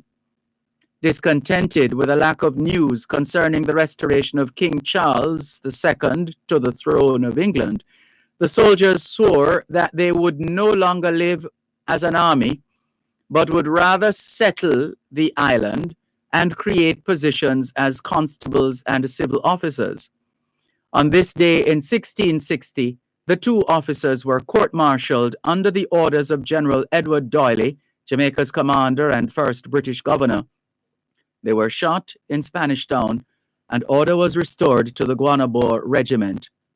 John Stiles, one of Jamaica's early planters, became the largest landowner in St. John. He wanted his 3,200 acres of land to be designated a distinct parish.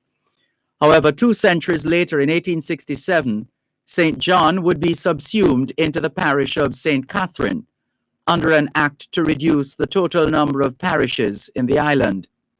Present-day Guanabo Vale is a quaint, non-residential district that consists of a church, a primary school, a post office, and a police station. There is scarcely any commercial activity, but this is expected to change due to the growing fame of the nearby Mountain River Cave, which has Taino pictograms, petroglyphs of birds, turtles, humans, etc., estimated to have been created 500 to 1300 years ago. Christopher Dock completed the first book of teaching methods on this day in 1750. It was titled A Simple and Thoroughly Prepared School Management. In 1791, on this day in 1791, Captain William Bligh set sail from Portsmouth in England for the Pacific island of Tahiti to obtain and transport breadfruit plants for Jamaica and St. Vincent. This was the second attempt by Captain Bligh to bring the breadfruit to Jamaica. The first ended in what has become known as Mutiny on the Bounty, led by Fletcher Christian. The Bounty was the name of the vessel which William Bligh captained. On that first voyage, a large number of breadfruit plants was collected in Tahiti, but the mutiny of the crew prevented them reaching Jamaica. In spite of this expensive failure, the British government quickly tried again. An expedition even grander than the first was assembled, and on this day in 1791, Captain Bligh sailed with 2 vessels under his command, the Providence and the Assistance. 2 gardeners were on board, James Wiles and Christopher Smith. With the help of the Tahitians, 1,686 breadfruit plants were raised and taken on board, along with 350 of what was described as other useful and curiosity plants. Replacements for some had to be acquired in Timor, but in the end, enough of the breadfruit survived for 333 to be delivered to the Botanic Garden in St. Vincent and 346 to Jamaica. Captain Bligh's ship with the breadfruit first stopped at Port Royal on the 5th of February, 1793, then sailed for Port Morant St. Thomas. In fact, let's take the break and come back.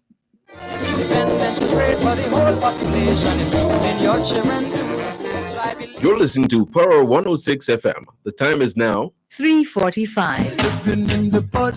Power Talk has been a unique source of discourse on matters of public interest, finding solutions to the challenges we face in a globalized world. Power Talk brings you the new host who will take talk radio to another level. Join Dr. Herbert Gale Mondays and Tuesdays and Simon Croskill from Wednesday to Friday as they provide a riveting analysis on the issues of the day and speak with stakeholders charged with driving innovation to move Jamaica forward.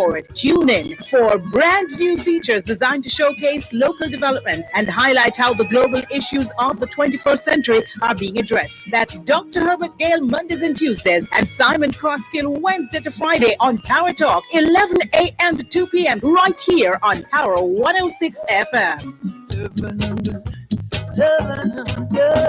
Living in the positive. I think we try our best. It will be a break. We were saying before the break, or going on to say, in fact, the first breadfruit trees to be planted in Jamaica were planted at Bath Garden in St. Thomas. The gardener, James Wiles, stayed in Jamaica to tend to the plants, but because the public nursery at Bath had space for only a small proportion, he quickly began distribution to planters throughout the island. Wiles was joined by a Tahitian man, Bobo, who had helped the botanists collect and care the breadfruit plants and had stowed away on the Providence. Captain Bligh believed that Bobo would be happy and well taken care of in Jamaica and wrote, this is what Captain Bligh wrote about this stowaway Tahitian man, Bobo. I really think he will be the means of the breadfruit being brought early into use, and on that account, his life is valuable to Jamaica. The words of Captain Bligh. Captain Bligh subsequently received 500 guineas, not the beverage now, not the drink, not the liquor, Guineas. Guineas. Captain Bligh subsequently received 500 guineas as some kind of compensation for the mishaps in his first attempt to bring the breadfruit to Jamaica, and 1,000 guineas for his successful second attempt. Of note is the fact that the breadfruit that Captain Bligh brought to Jamaica was the seedless variety. We make the distinction because the seeded variety was in Jamaica before February 1793, when Captain Bligh brought the breadfruit to Jamaica. These days, we have 4 local varieties of breadfruit in Jamaica. Yellow Heart, the most preferred due to its superior flavor and texture. White Heart, the most abundant and hardy. Prickly Walled, with soft, elongated spines on the fruit, not very common. And St. Kitts, with leaves that are not as deeply lobed as in the other varieties. But back to the seeded breadfruit, which was in Jamaica long before Captain Bligh brought the seedless breadfruit. Here's what happened. In 1782, the French decided to capture Jamaica. Under the leadership of Admiral François-Joseph Paul, Marquis de Grasse Tilly, Comte de Grasse, or Admiral de Grasse for short, the French joined forces with the Spaniards to invade Jamaica. The Spaniards, having already been defeated by the British in 1655, were still trying to get back at the British. So Admiral Ducasse, I beg your pardon, there was an Admiral Ducasse as well, but it's not him this time. Admiral de Grasse's fleet first assembled at the French island of Martinique. What they didn't know was that the famous British Admiral George Rodney and his fleet were watching them. Admiral Rodney eventually defeated the French. Admiral de Grasse and 2 of his men survived, but were taken prisoners by Admiral Rodney, who had who appeared at Port Royal as the victor of the Battle of the Seines, with the French admiral's flagship Ville de Paris in tow. Admiral Rodney's memory lives on at the northern section of Spanish Town Square, that 8-foot statue on a square pedestal set in an octagonal temple featuring 8 circular columns supported by buttresses. That is known as the Rodney Memorial in tribute to Admiral Rodney for defeating the French. How does this relate to the breadfruit? It was during that battle between Admiral Rodney and Admiral de Grasse in 1782 that the breadfruit was obtained from a cargo of plants destined for Martinique. The variety of breadfruit taken from that French ship was the seeded type, which is called breadnut. It was placed in the private collection of Mr. Hinton East, the then Receiver General of Jamaica. The Jamaican planters had knowledge of the highly favored seedless types, and in 1755 they offered a prize for its introduction into the island, but without success. It wasn't until after many bouts of famine in the 1780s, did you hear that? Many bouts of famine in Jamaica in the 1780s.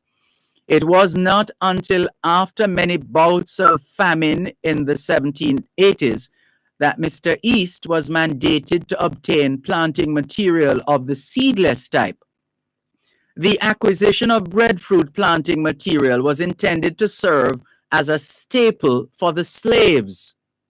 News of this fruit, which tasted like bread, spread far, and the planters thought it would be of immense value in augmenting the diet of the slaves. Mr. East petitioned King George III through the director of Kew Gardens to organize an expedition to collect breadfruit plants for Jamaica.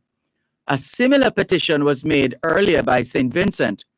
Sir Joseph Banks, who had been to Tahiti on Captain Cook's first voyage, suggested that Captain Bligh be sent to Tahiti to collect and transport the seedless breadfruit to the West Indies. He started that journey on this day in 1791. Although breadfruit production in Jamaica is considered seasonal, there are some yields which show a tendency for year-round production, white heart and yellow heart. The main cropping season in Jamaica is usually from June to October. Fruits may be harvested green or matured about 2.5 to 4 months after fruit set. In terms of harvesting, 2 distinct periods have been identified: harvesting periods of 6 to 9 months and 1 to 5 months.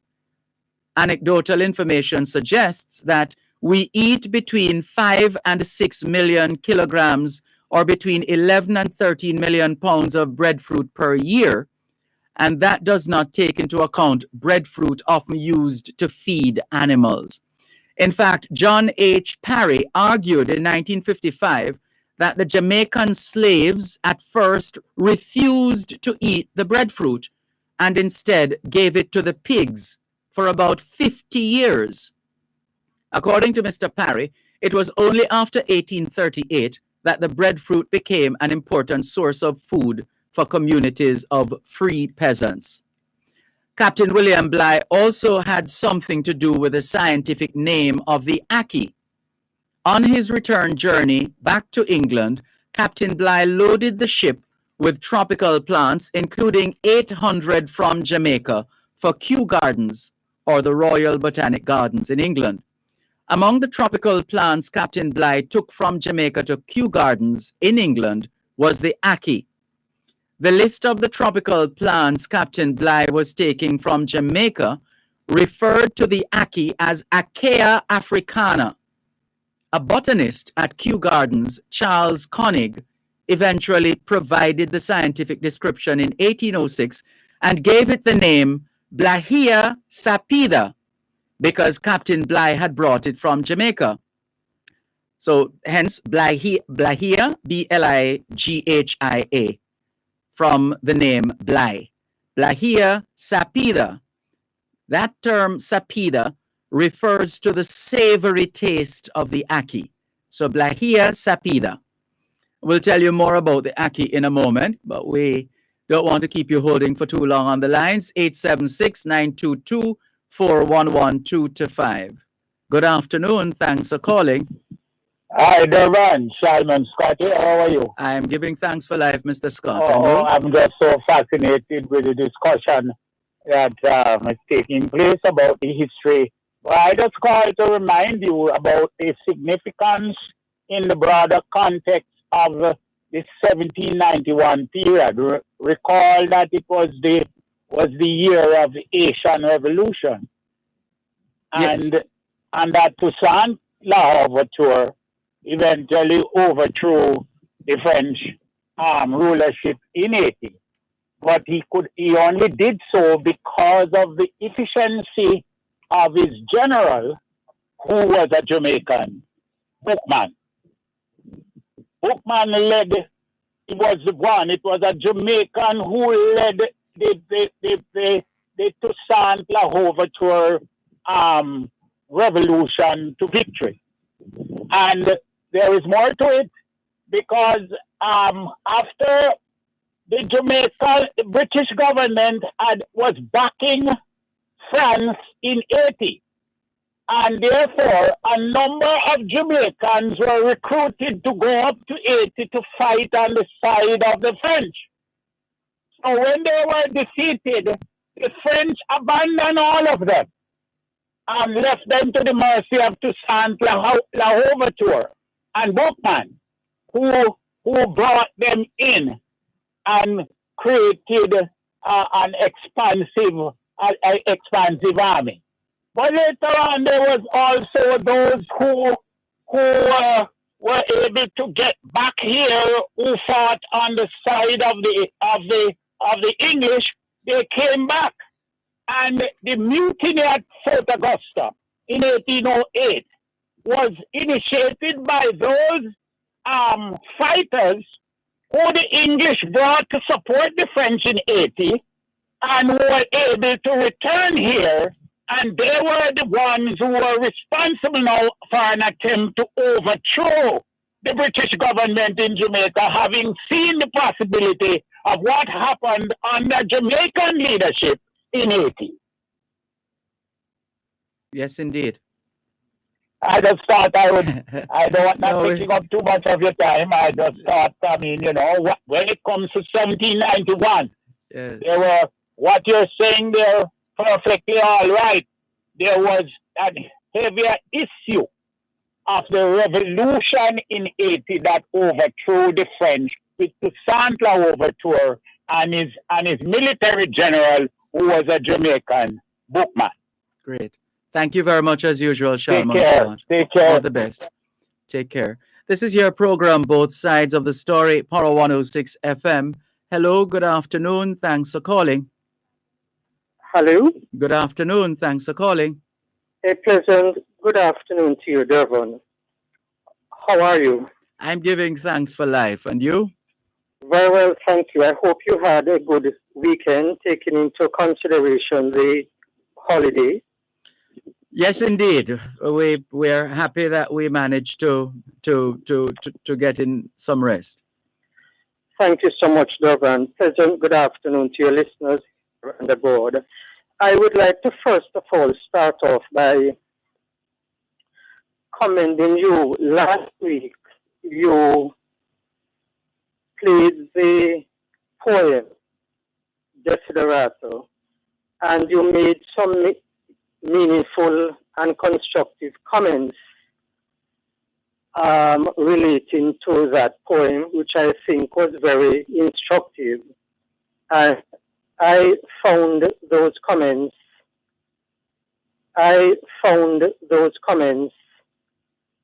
very, very worthwhile, and I know that your listeners would have also found them quite interesting. It's a very, very important poem. One moment, please. One moment.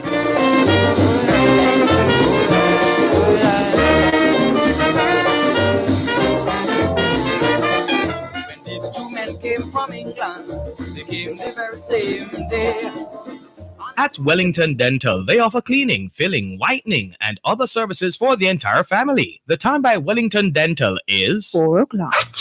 Before it gets worse, take Benjamin's Relief for stuffy nose, cold, flu, cough, sinus, and allergy symptoms. Lay back, relax, and get fast, effective relief from Benjamin's, a trusted name for over a century. Dr. Jackie Campbell is on call Wednesday evenings at 8 with Powering Your Health. Make your appointment. This Wednesday, August 4, medical doctor Owen Bernard will join us to share useful information on feet and diabetes.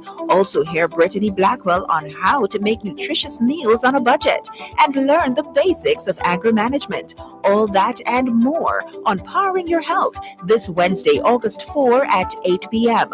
only on Power 106 FM. Powering Your Health, a fresh perspective on matters affecting your overall health and well-being.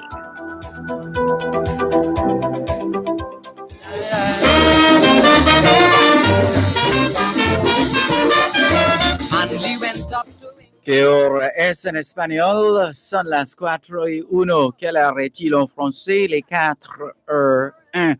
现在几点了？4点2分. A minute past 4 o'clock in the afternoon here at Broadcast House, 32 Lyndhurst Road, Kingston 5, St. Andrew, Jamaica. Have you had a checkup lately? If not, now is a good time. Let's not wait till we get sick to get a checkup. How about that? Checking in with more on your program, both sides of the story, Power 106 FM. Thanks for holding. You were concluding your comments with respect to the Desiderat piece last week. Thank you so much, Dervan. Appreciate it. Yes, I think it's a very important comment, and I thank you for your commentary in regards to the poem. It is quite an important poem, and I know that it can be applied to our lives in a very important way. I'd like to discuss with you, Dervan, the issue of cybercrimes and lottery scamming, and also the issue of human trafficking. The issue of cybercrimes and lottery scamming continues to be a major problem within Jamaica, and more so within Western Jamaica. And what I see happening, and based on what I have been told by law enforcement, is that the issue of these categories of crime continues to increase at an alarming rate. Really? Lottery? Yes. I'm thinking of lottery scamming. My impression is that we're working very closely with our counterparts in the United States to effectively cauterize the problem of lottery scamming. It's still growing. Is that what you're saying? It is still growing, not at the rate at which it used to, but it is still at the level which concerns law enforcement even at this time. There is strong collaboration between the major organized and anti-corruption agency, MOCA, and also with CTOC, working with our international partners, but it is still a problem. And this angle needs to be looked at, Dervan. When persons discover, when customers of Flow and Digital discover that their telephone numbers have been criminally cloned. That still happens? Absolutely. I am shocked to hear that. I remember the early days of cell phones. Yes. And my phone was one of those cloned, actually. My original number was a 909. And Yes. I eventually got a new number, 819. I remember it like it was yesterday. When I went to the Flow office, or what was it called back then? I'm trying to remember. Was it Lime or the one before that? Anyway, went there and they showed me one whole reel of calls, one whole reel of sheet of paper with all the calls that I supposedly made, which of course I didn't.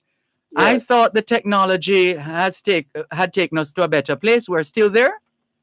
Well, what they have been doing when these numbers have been cloned, the scammers are using the numbers online to do various fraudulent activities. They're using them on the modem. Now, the point which I'm making, yes, the issue of cloning of telephone numbers is still widespread. I'm shocked to hear that. I'd love to speak with someone in the telecoms about that. But sorry, go ahead. Yes. Now, when customers of Flow and Digicel discover that their numbers have been cloned and their modems have been hacked into, modems with Wi-Fi capabilities, it is my view that Digicel and Flow should have a special unit within the companies, publish the telephone numbers within media, and allow customers to call these numbers, report these issues, and have the telecommunication companies initiate the investigation at that end. And after the investigations have started at Flow and Digicel, then the customer would proceed to the police, to CTOC and to MOCA to have the requisite in-depth investigations. Presently, that is not the format. And a number of persons have expressed the view that when they call and report to some of these telecommunication companies, the hacking into of their modems and the cloning of their numbers, action is not being taken by the telecommunication companies. And I think that action is required in this framework. When customers' numbers have been cloned and the modems have been hacked into, it is the responsibility of the telecommunication companies to initiate investigations immediately. So I have come to the conclusion that the companies are not taking these issues seriously in the manner that they should be taking them. And that is why we continue to have serious cybercrime. And as you know, many persons, many Jamaicans are now working from home. And so the issue of cybercrime is even more widespread than before. And the necessary infrastructure, Dervan, I do not think that the police have the necessary infrastructure to investigate cybercrimes as other countries such as the United States. Are you speaking in terms of the equipment as opposed to the personnel? No, I am referring specifically to the equipment. Oh. But what would be preventing them? The government tells us, and they've been telling us for a few years now, how much money they've been spending on crime fighting in Jamaica, or on safety and security in Jamaica, and equipping the forensic lab and doing this and buying airplane, special airplanes retrofitted to do surveillance, and special boats, etc., cameras. So why would they forget to, or neglect to see to the outfitting of the particular unit you referred to? Well, that would have to be directed to the Minister of National Security, but it is my information, let me put it that way, it is my information that the necessary equipments are here in Jamaica based at the cybercrimes unit at CTOC and at MOCA, but it is my information that more equipment is needed because, as you know, Dervan, the hackers and the cybercrime criminals are getting more advanced each month. and we are Each not. month? Did you say each month?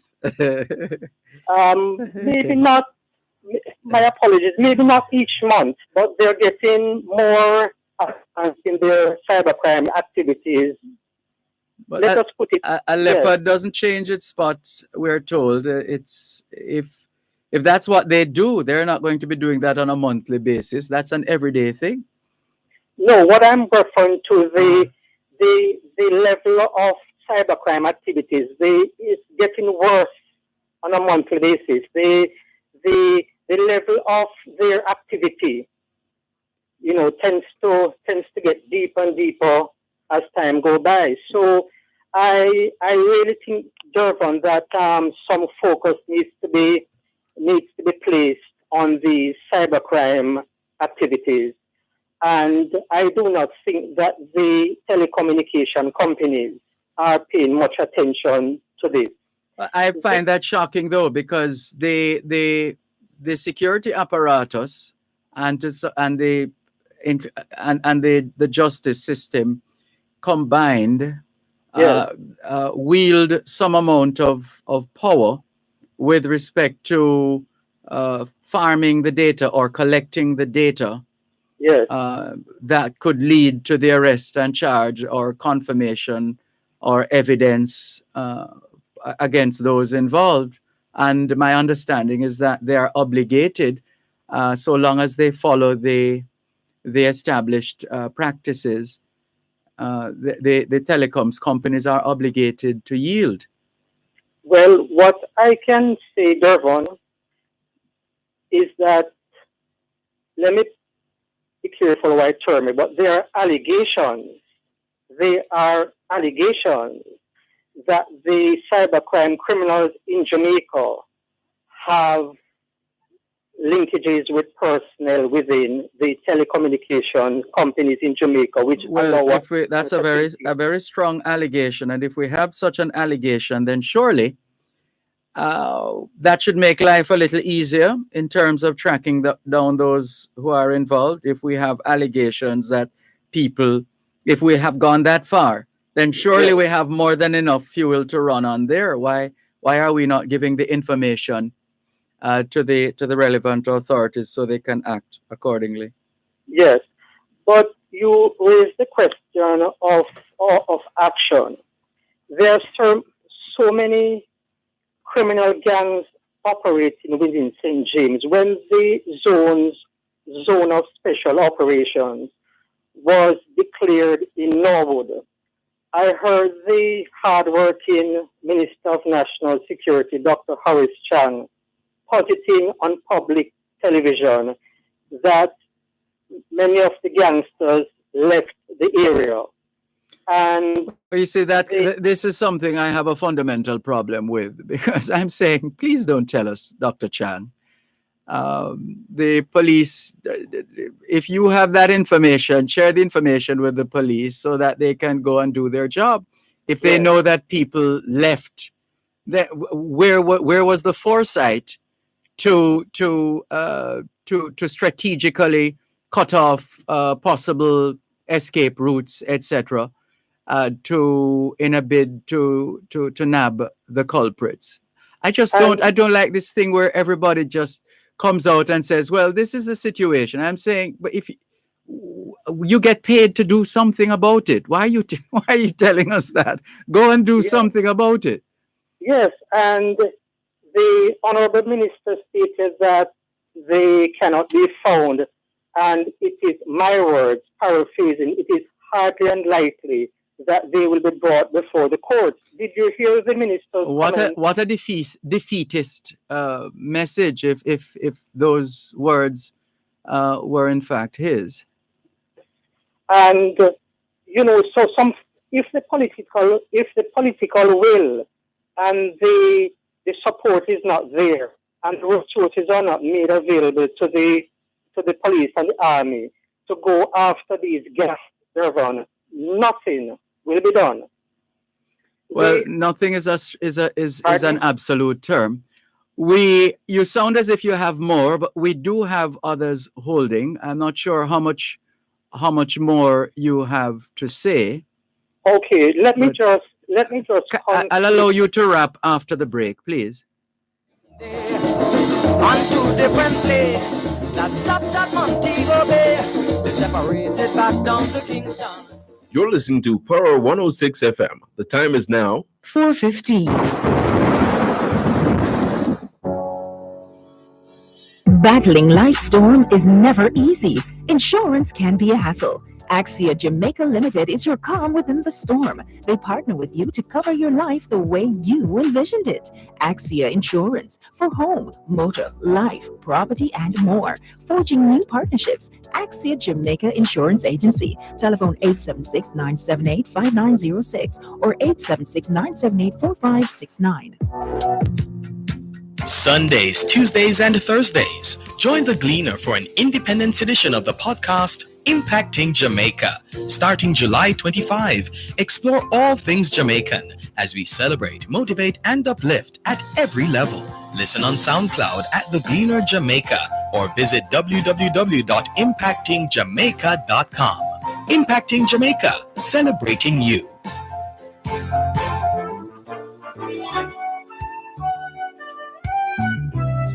You asked, we listened. You said you wanted back the additional hour. Dear Pastor returns to its usual time from 10 p.m. until midnight. Oh boy, Your thoughts on topical issues, relationship matters, questions you want answered, pertinent advice. It all comes together on Dear Pastor with Reverend Dr. Aaron Dumas. Hello. Hello, Pastor. Yes. Can I ask you a question? Where you may ask me a question, I may or may not answer. He returns to keep your company from 10 p.m. until midnight, right here on Power 106 FM. From England, they came the very same day.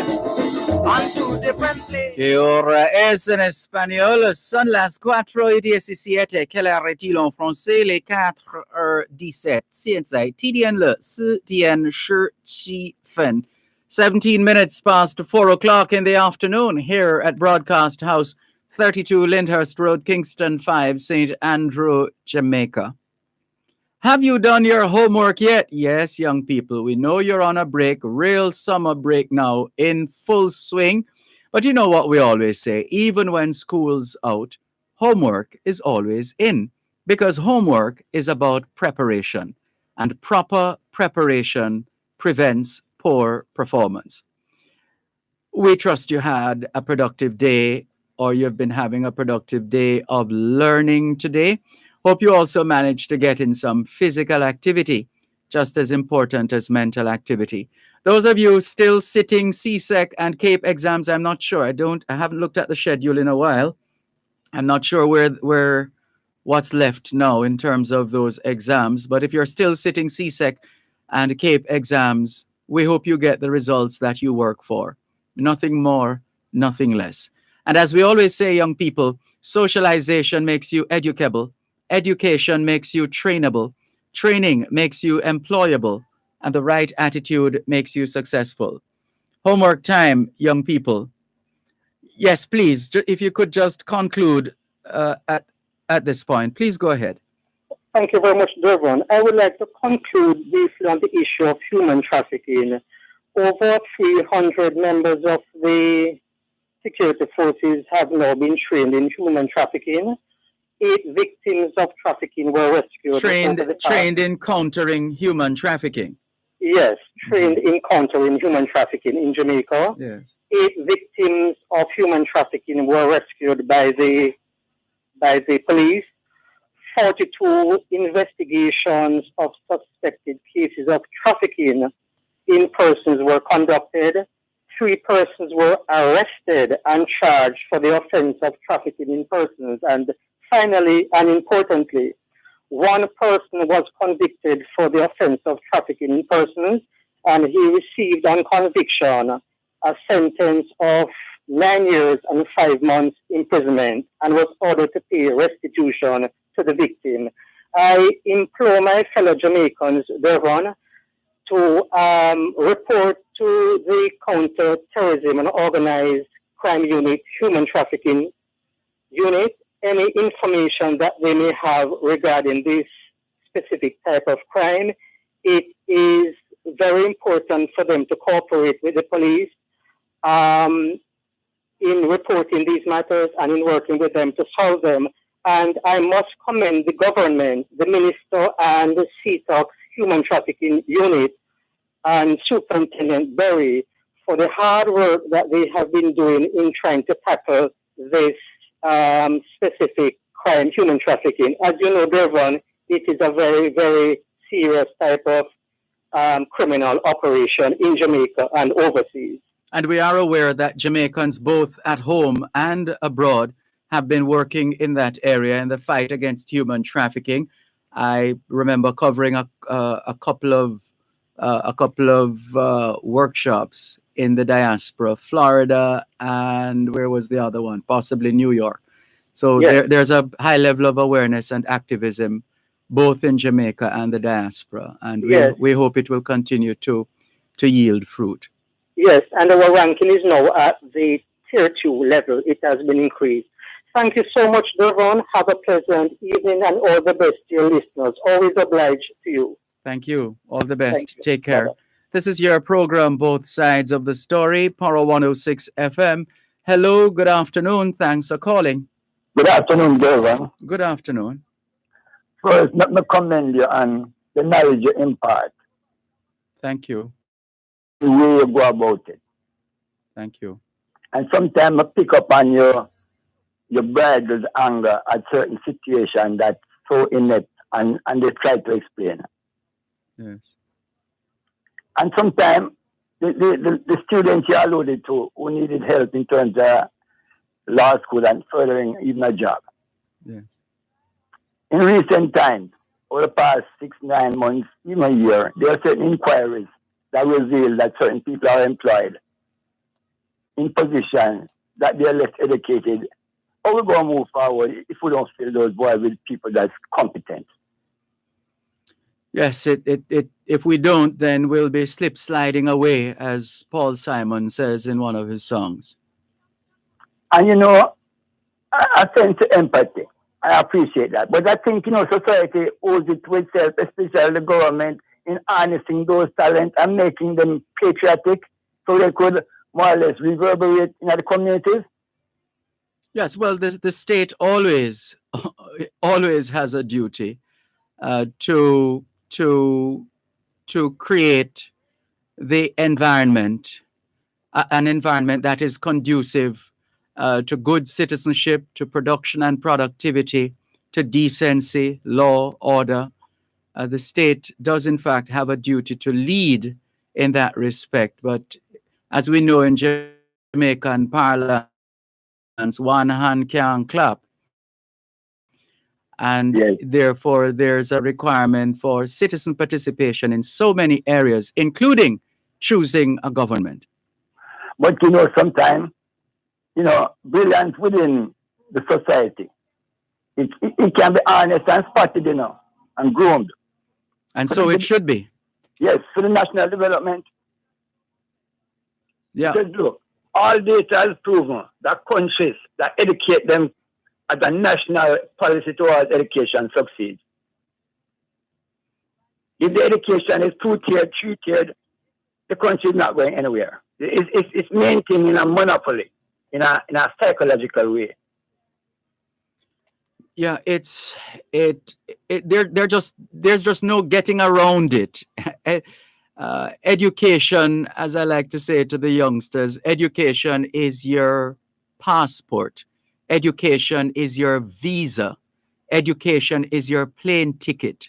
It will take you everywhere, literally and figuratively. Because all it is now, you know, like Proverbs say, a man's skill makes room for him. That's right.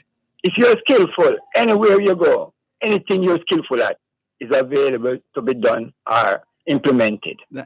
That's right. A classic example is just generally how well we do as Jamaicans when we are focused, determined, when the environment is conducive, when the support is palpable, Once we have all those elements working together, nothing on the face of this earth can stop us. And you know something? I think that what you remarked is almost human, you know, in terms of the desire to be better, wanting to be comfortable through opportunities provided. I think it's human. Yeah, well, better is, as we say when we are closing this program, usually every day is an opportunity to do better than yesterday. Whatever we did yesterday, we must have learned something that will cause us to do it better today. And as we learn more, we become more efficient, more proficient, more competent, and we keep getting better. So in that respect, our productivity rate will go up, all things being equal, not only in terms of the part that we play, but the other elements that go into the productive enterprise or the productive situation. But as you alluded in terms of having money and wanting to help, I always felt that way. Oh, it's painful. It's painful. Yes. I tell people I've been at this place for some time now that money has lost its value for me personally. And I know it might sound silly and pedestrian and all of that, but the point I'm making is for me it is to take care of your everyday needs, your bills, and obviously your ability to respond to life as life happens. Immediately too. Right. And so for me, I don't have any demand. I'm not into the 100 pairs of shoes and 10 million pieces of clothes. Because my thing is, it doesn't matter how many pairs of shoes you have, you can only wear one at a time. It doesn't matter how many suits of clothes you have, one at a time. No matter how many bedrooms in your house or rooms in your house, you can only be in one room at a time. All right. I tell you, just like you said, it reminds me of something I read one time. It was talking about the root. And it said the root is a flower, but it blooms on the down low. It's merely showing us modesty is the way to go. Because sometimes we see the flower, we forget the root, you know. Yeah. And we're in a state in Jamaica, and the world to a larger degree, where status matters more than the mind. Yes. In pursuit of status, we trample the mind. There's no thought process into doing anything. Yeah, it's just a lot of fluff, a lot of hype, and a lot of gimmickry.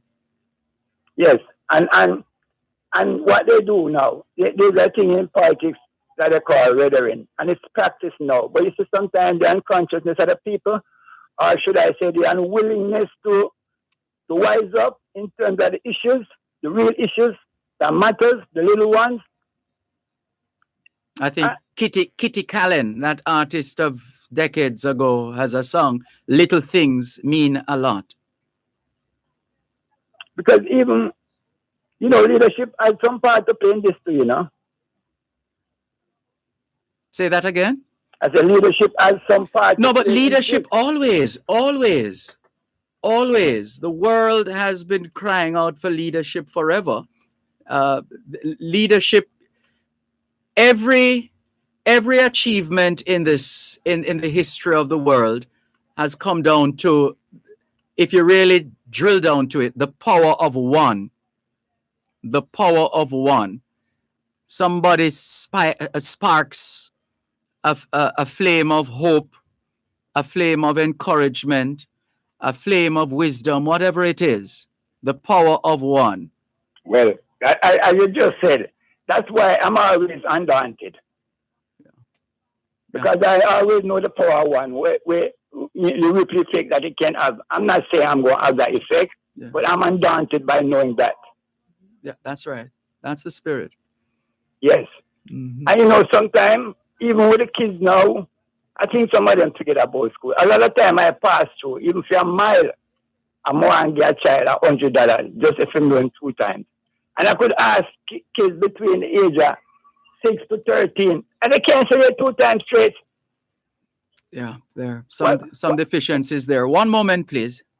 When these 2 men came from England, they came the very same. You're listening to Power 106 FM. The time is now 4:30. Dr. Jackie Campbell is on call Wednesday evenings at 8 with Powering Your Health.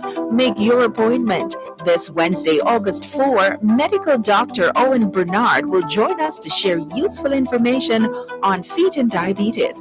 Also hear Brittany Blackwell on how to make nutritious meals on a budget and learn the basics of anger management. All that and more on Powering Your Health this Wednesday, August 4 at 8 p.m. only on Power 106 FM. Powering Your Health, a fresh perspective on matters affecting your overall health and well-being. Believe that if we try our best, it will be a great success. So let us live in unity for progress and prosperity. ¿Qué hora es en español? Son las 5 menos 29. Quelle heure est-il en français? Les 5 heures moins 29. Hiện tại, thì điện là Wu Dian Cha R Shi Jiao Fen. 29 minutes to 5 o'clock in the afternoon here at Broadcast House, 32 Lyndhurst Road, Kingston 5, St. Andrew, Jamaica. Do you know where your children are? Are they where they're supposed to be? Doing what they're supposed to be doing? It's a good time to check up on the children. A good time for us to continue with more on your program, Both Sides of the Story, Power 106 FM. Thanks for holding. Yes, Dervan. Yes. Like I was saying, and some of these kids, they're not done, Far from it. They just need to be encouraged and shown the importance of it from an early age. They'll get it. Yes. Because the kids, they're not making a discovery. They're just imitating what they see around them. That's right. So if there's more constant, more continuity in that, they'll have a cocktail of ideas rather than be biased in one direction. And which would keep them so engaged that they have very little time for idleness. Then they make discoveries on their own now, just by thinking. Mm-hmm. And another thing that's not helping us to Dervan, What's you that? see, the media and some journalists per se, Yes. I tell you why. Just like how you're enlightening people on certain specifics, there are journalists that their specific may be legal. They can't inform you enough on economics to have a full understanding. They don't. And sometimes they want to comment on it. And I don't think it's doing the people justice. They should call a real expert. Because some of them that they call to speak on economics, honestly, prior to interviewing them, they should have given a disclaimer that this view is from so and so and so, because exactly where the view is from. Mm-hmm. Sir, you know something? You're always season at this desert of journalism. Keep it up. Push the envelope. Humbled and honored. Because real journalism borders on activism. Real journalism borders on that. If it's not, you're just echoing. Yes. You know, you act like a caveman. You're going to the cave and you say, wow, the caves are quiet without understanding. Yes. And we need people to make people think, to try to look at it another way, even if they don't agree, but look at it another way. Because sometimes you come out to yourself, You find your real self. Let me close by saying this. I was watching a documentary once on the BBC, and there was this entrepreneur, industrialist, who started his own firm. And, everybody he employed, he interviewed them personally. And he questioned their habits, hobbies. And if whatever your hobby was, you'd have to find an next hobby out of your hobby. Because they say sometimes just limit yourself to your hobby.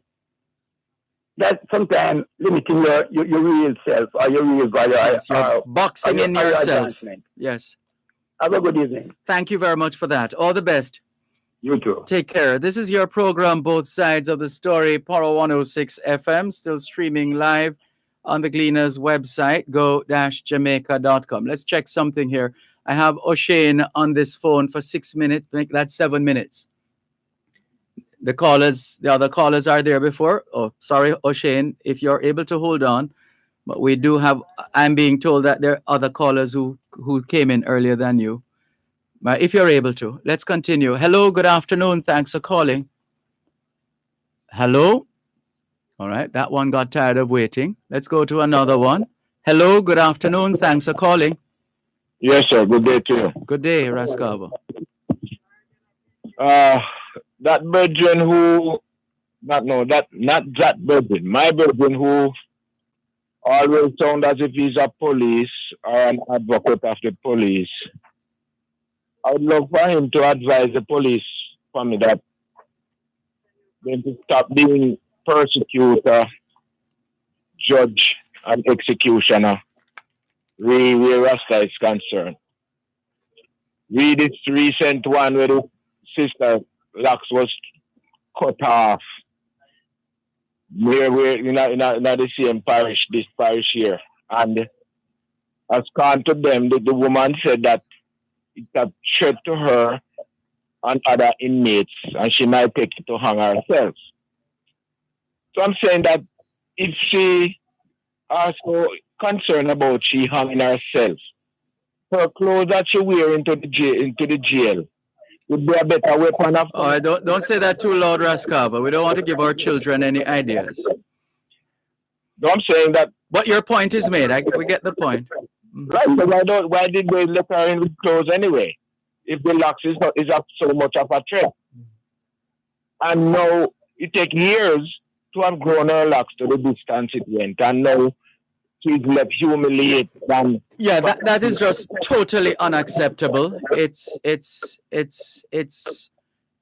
awful. I don't know. So many adjectives I could think of, but we trust that the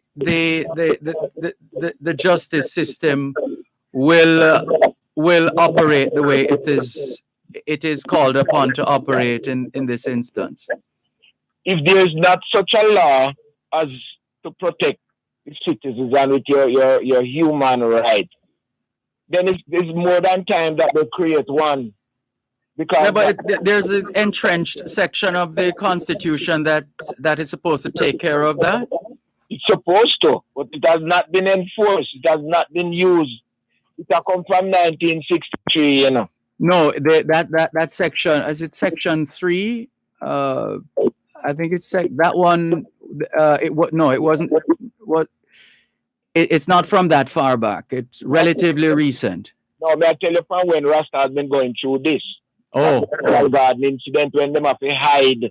Some of them have to take glass bottle, cut off their locks to survive the onslaught of police. Yes. They could have looked into a business place 2 and 3 turn up and police lock them up, charging them for waiting an opportunity to commit a crime.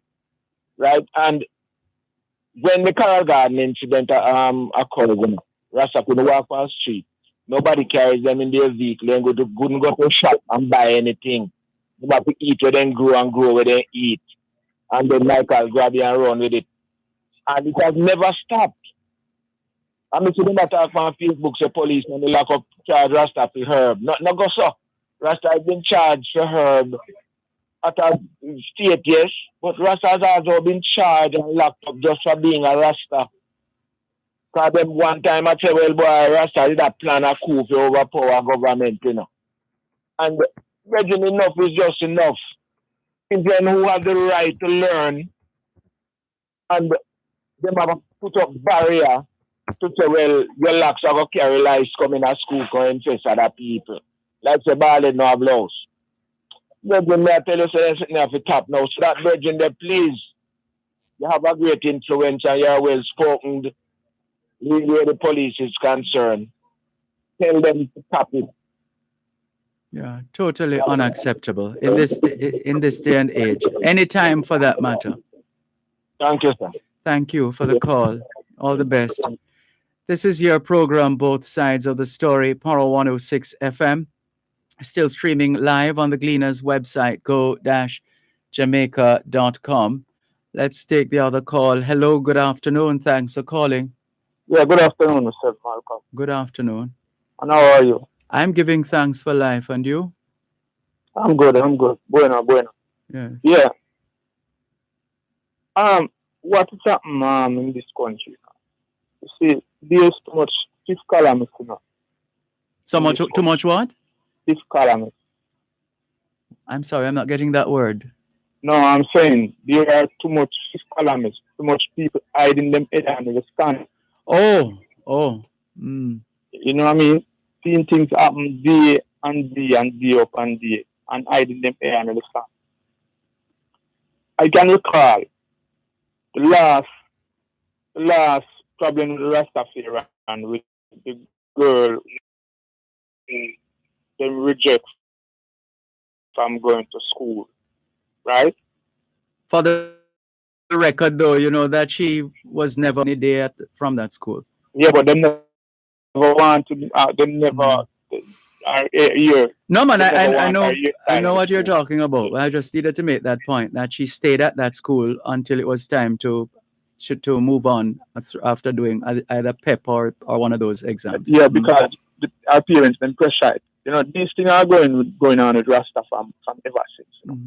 And we seem to see these things and covering them up. You understand? And then 9 days worth of talking. For instance, from I can recall from Bustamante, the Bogue incident. You understand? That take place in Montego Bay, where Bustamante involved in the beating of the Rasta them. You understand? There is about 3 Rastas, 4 Rasta alive right now. You know what them do to the Rasta them? Them build an infirmary. Can you imagine? You get beat up from when and people build infirmary found to stay. What about the Rasta them family? Why they never give the money to the Rasta them family? Then build an infirmary and give the Rasta them 100,000. And so the Rasta them must live there because the Rasta them soon dead off. I heard the government say them find 90 million for them. Why they never give the Rasta them family?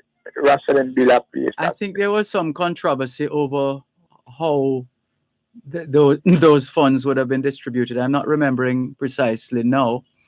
What that was clearly long overdue. The restitution that those victims should have received, long overdue, and in that instance, it should actually be way more than was put forward, and a lot more could have been done for that population.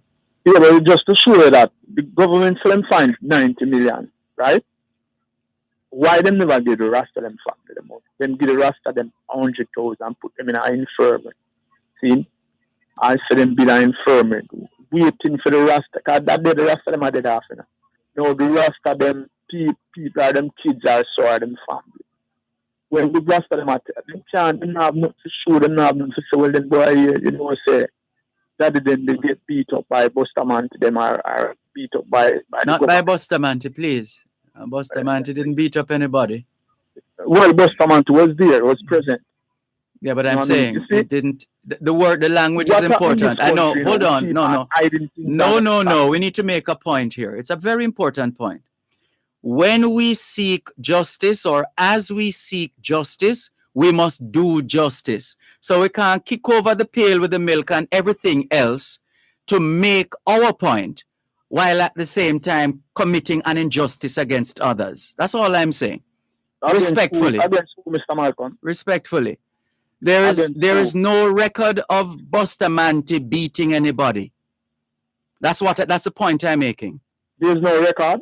There's no record of Alexander Bustamante himself beating anybody.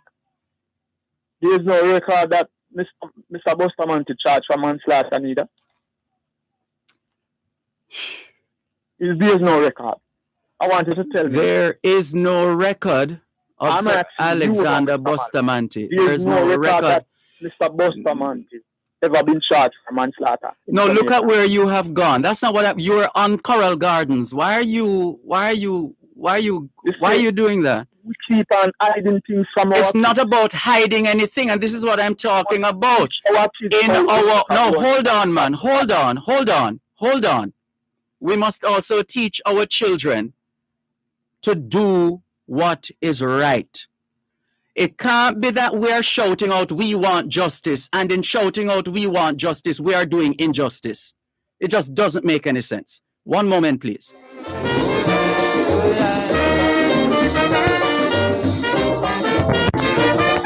When these two men came from England. You're listening to Power 106 FM. The time is now 4:45. You asked, we listened. You said you wanted back the additional hour. Dear Pastor returns to its usual time from 10 p.m. until midnight.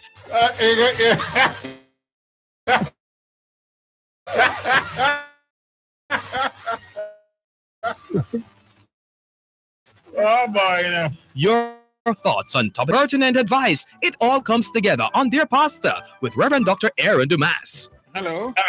Hello, Pastor. Yes. Can I ask you a question? Where you may ask me a question, I may or may not answer. He returns to keep your company from 10 p.m. until midnight, right here on Power 106 FM. It's riveting, thought-provoking, and interesting. It's the morning agenda on Power 106 FM. Weekdays, 7:15 to 9 a.m. Join Jody and Quarry on Mondays and Tuesdays, and Sanjay Lewis on Wednesdays and Thursdays, while they alternate on Fridays, as they set your agenda and break down the issues, and keep you informed on what matters to you most. It's the morning agenda on Power 106 FM. Weekdays, 7:15 to 9 a.m. only on Power 106 FM. The preceding hurricane tip was brought to you by Axia Jamaica Insurance Agency. When they get victory, no independence is good for the young. Que hora es en español? Son las 5:14. Quelle heure est-il en français? Les 5:14. Tiensei, TDN le. Wu Dien Cha Shi Si Fen. 14 minutes to 5 o'clock in the afternoon here at Broadcast House, 32 Lyndhurst Road, Kingston 5, St. Andrew, Jamaica. Good afternoon to all working Jamaicans tuned into both sides of the story here on Power 106 FM.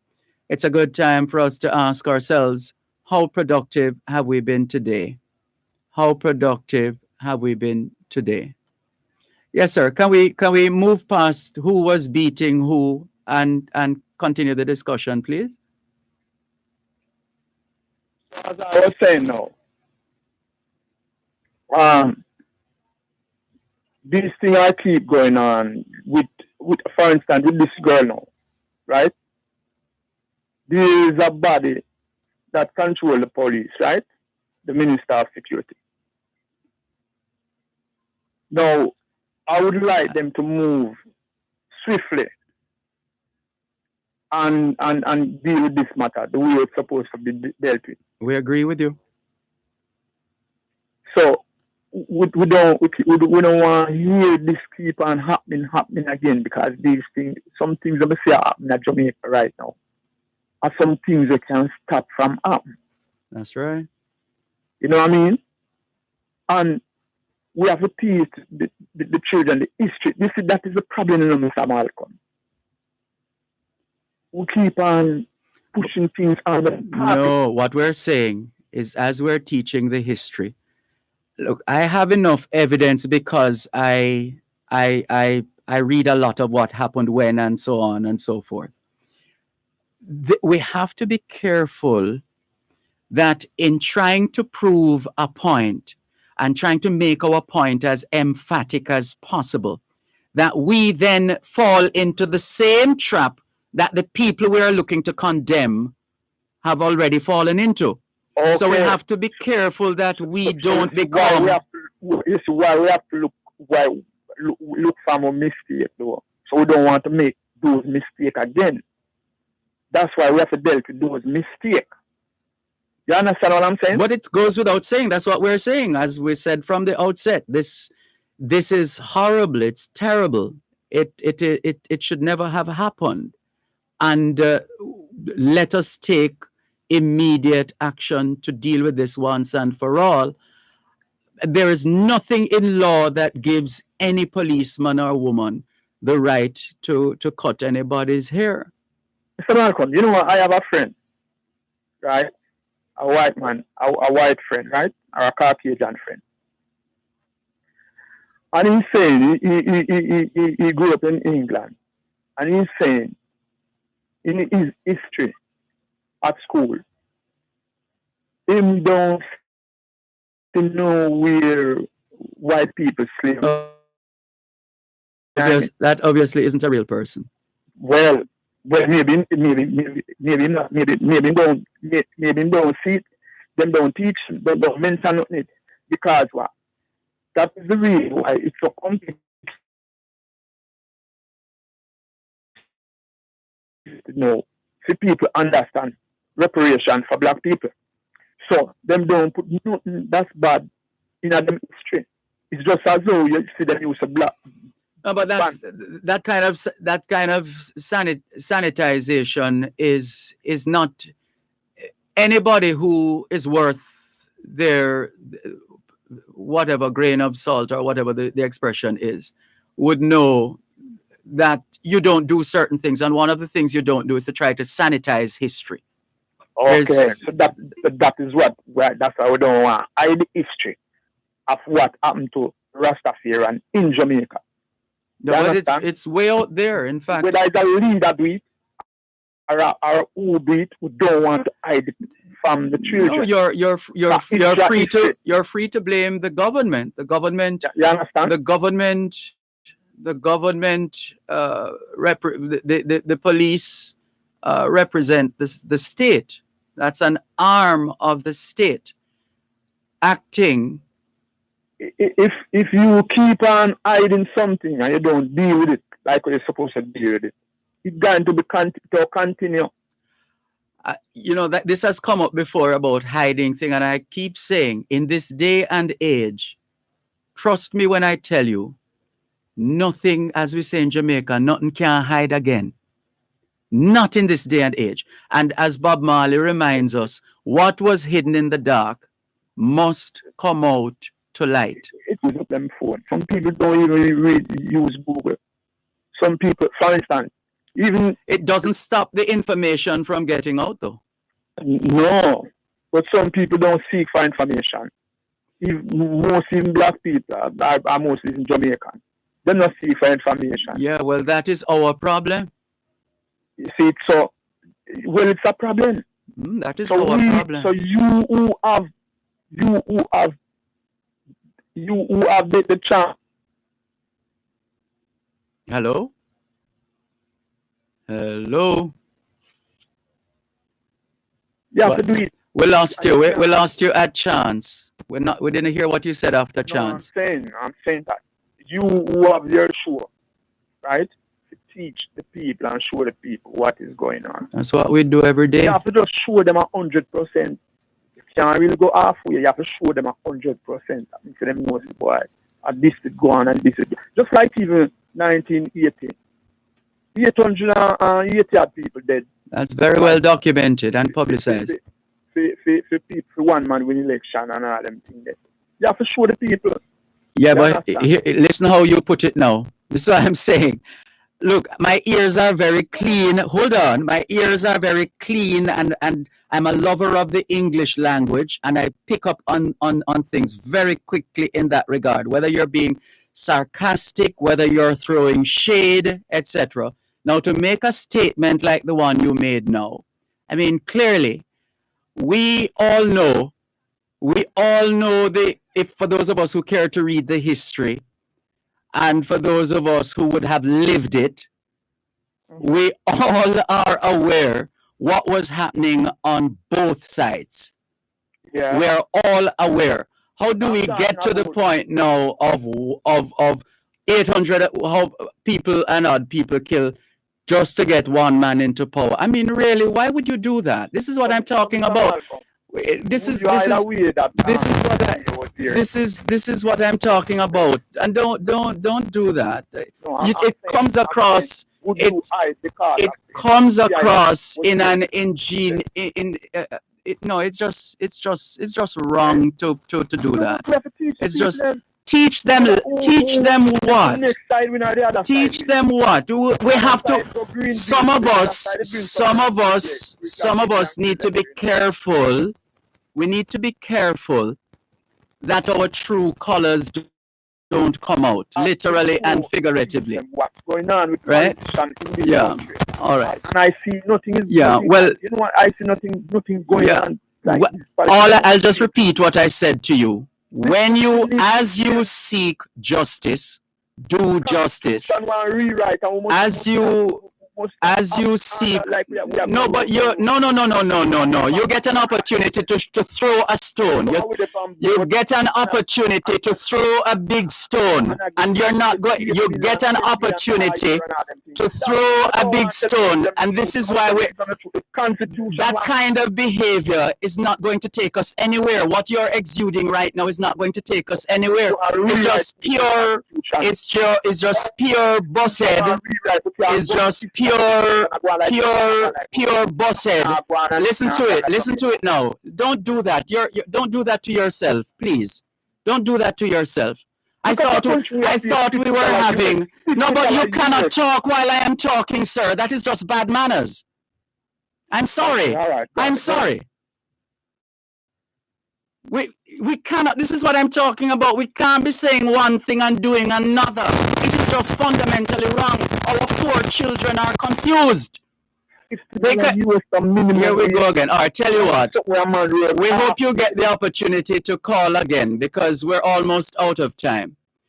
Everybody has an agenda, and you're free to have your agenda. But can we be truthful?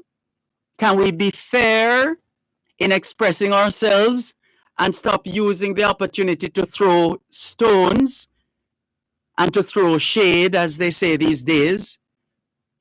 I thought we were having a reasonable conversation. But then it's like you get a message to tell us, or you have something you want, and you just keep going and going and going and going and going. When it gets to that stage now, we really have to stop. We can't, and that is why we are where we are, and we have been where we are, and we will be where we are for some time to come. Because the reasoning ability, our reasoning ability is fundamentally flawed. Our reasoning ability is fundamentally flawed. We have to do better than that. We have to do better than that. Can we thank you once again for the privilege of serving you on yet another edition of your program, Both Sides of the Story, for today, Tuesday, the 3rd of August, 2021.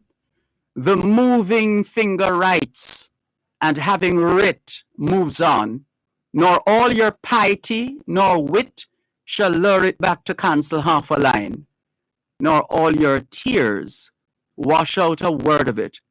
All things being well, Both Sides of the Story returns tomorrow afternoon, 2 to 5. Till then, this is Dervan Malcolm reminding all of us that every day is an opportunity to do better than yesterday. Take care.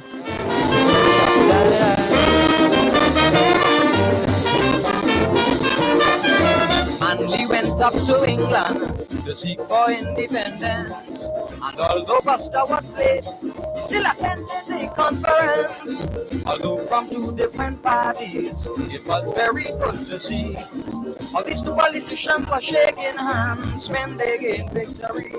Now independence is good for the young and the old, also for me and you. Yes, independence is great for the whole population, including your children too.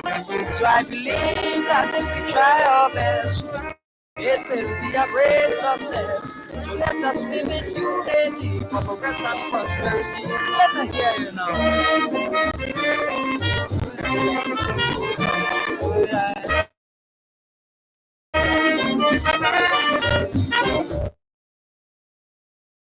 They came the very same day on two different planes that stopped at Montego Bay. They separated back down to Kingston, but still we are very pleased. For they got independence, so let's rejoice to be the first in the West Indies. Now independence is good for the young and the old, also for me and you. Yes, independence is great for the whole population, including your children too. So I believe that if we try our best, it will be a great success. So let us live in unity. Swing it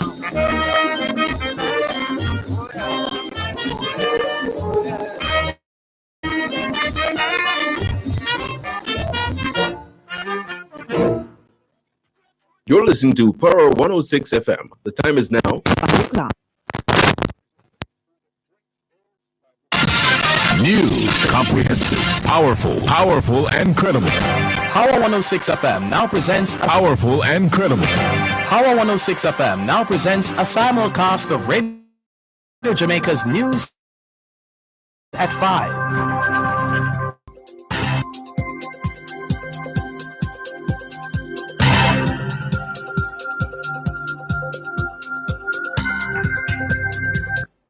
Good afternoon. I am Dervan Gordon.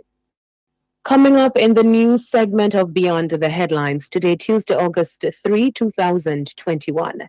Jamaica Employers Federation says it will be asking members to give workers time off to get COVID-19 vaccine.